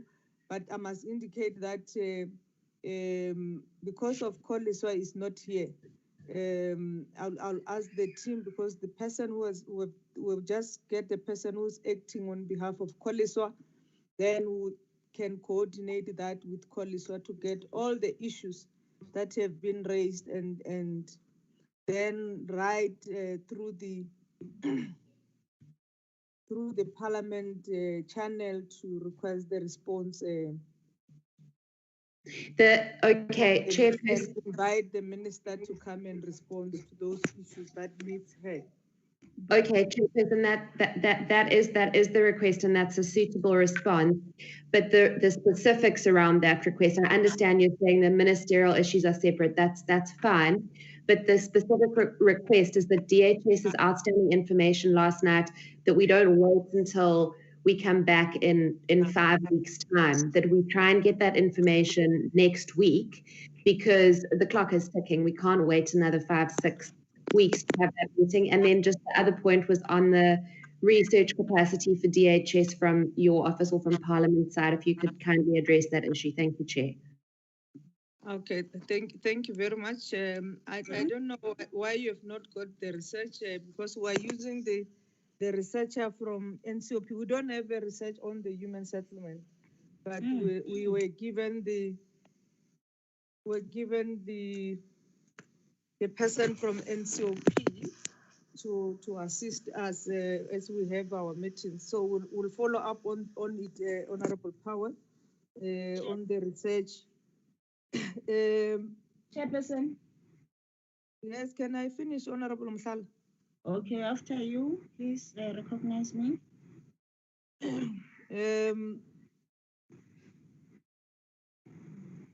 The issues of COVID-19 on human settlement, Honorable Power, I'm saying they are not concluded. The meeting, we agreed yesterday that we need the follow-up meeting to deal with that. And you said in that meeting that those issues must come within the with that report.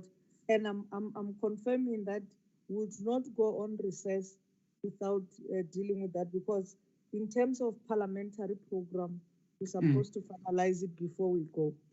Thank you, Chairperson. Thank you. So there is no in any way that will adjourn Parliament with any issue on COVID-19. Okay. Chair? Okay. The Honorable Mhlala? No, I'm covered with that one of the meeting. You covered me. But I'm just worried about this one of questions, because why is the department, because they are the one that are promising us that they will respond. Why are they not keeping track of questions that we ask in this committee?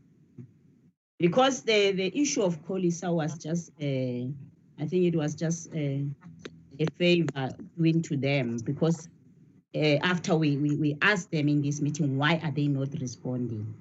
And then this is where you yourself, you requested COLISA to try and get questions from us, so that she can submit those questions to the department. But my question is, why are they promising things that they can't record? They can't record anything, but they promise that we're going to respond to you. Like the HOD now from Gauteng, she will promise next time. She said she don't have the questions. It doesn't make sense to us. Can the DG please respond on this one? Thank you.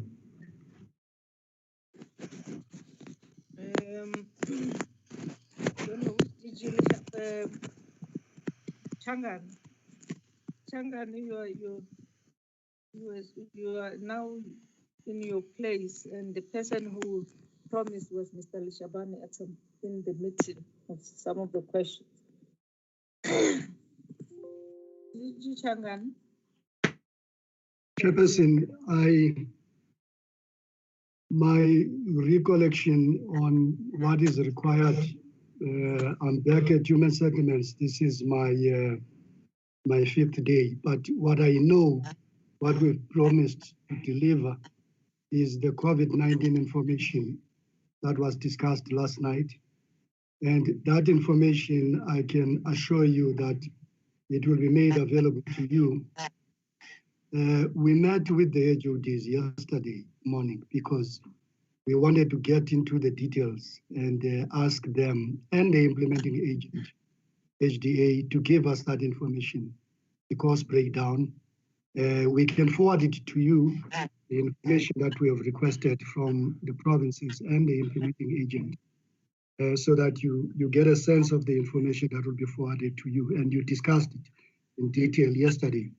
On this one about flare-off, we did touch on it as well, I think yesterday, the eviction.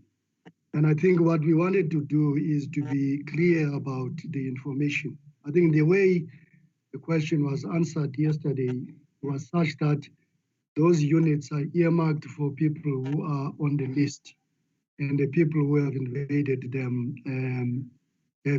them because they were left vacant for a very long time. So illegal evictions and also illegal invasions are not allowed. But we want to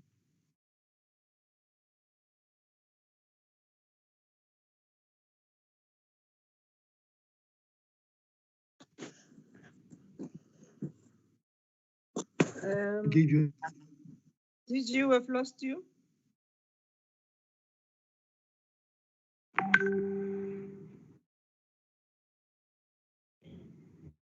Did you?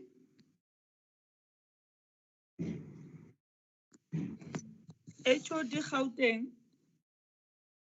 Those who have lost DG. HOD Gauteng. Chair? Yes, can you confirm that within 7 days you will send the response? Yes, I can do that. Okay, thank you very much. So, Chair, just to be clear, I'm sending supplementary responses on the two questions, which is the evictions and the expenditure on the block projects. Yes. Thank you. Thank you very much, honorable members. We've lost Mr. Shangan, who was trying to respond, and I think we'll still coordinate that, Honorable Mohlala, for those questions that were not responded, and get department to respond to them. And we can only do that if they are being coordinated. That's why I'm saying Buekazi has just joined us. She will communicate with Koliswa, and then we can then get department to respond to that. For future purpose, Chairperson, can the parliamentary maybe liaison officer create a tracking system of questions for both Department of Water and Sanitation and Human Settlement to ensure written responses are provided to the ministers? I think if we can do that, so that next time we don't have confusion, it's going to assist us and the entire committee as well. Thank you. Thank you, Honorable Musala. It's a good suggestion. I think she's in the meeting, she's listening, so that we're able to track which ones have been responded, which ones are still outstanding. Thank you very much, honorable members. We've come to the end of our meeting. We'll continue with to engage with Gauteng. We'll still come and visit the new city that the president has announced, and see how you have planned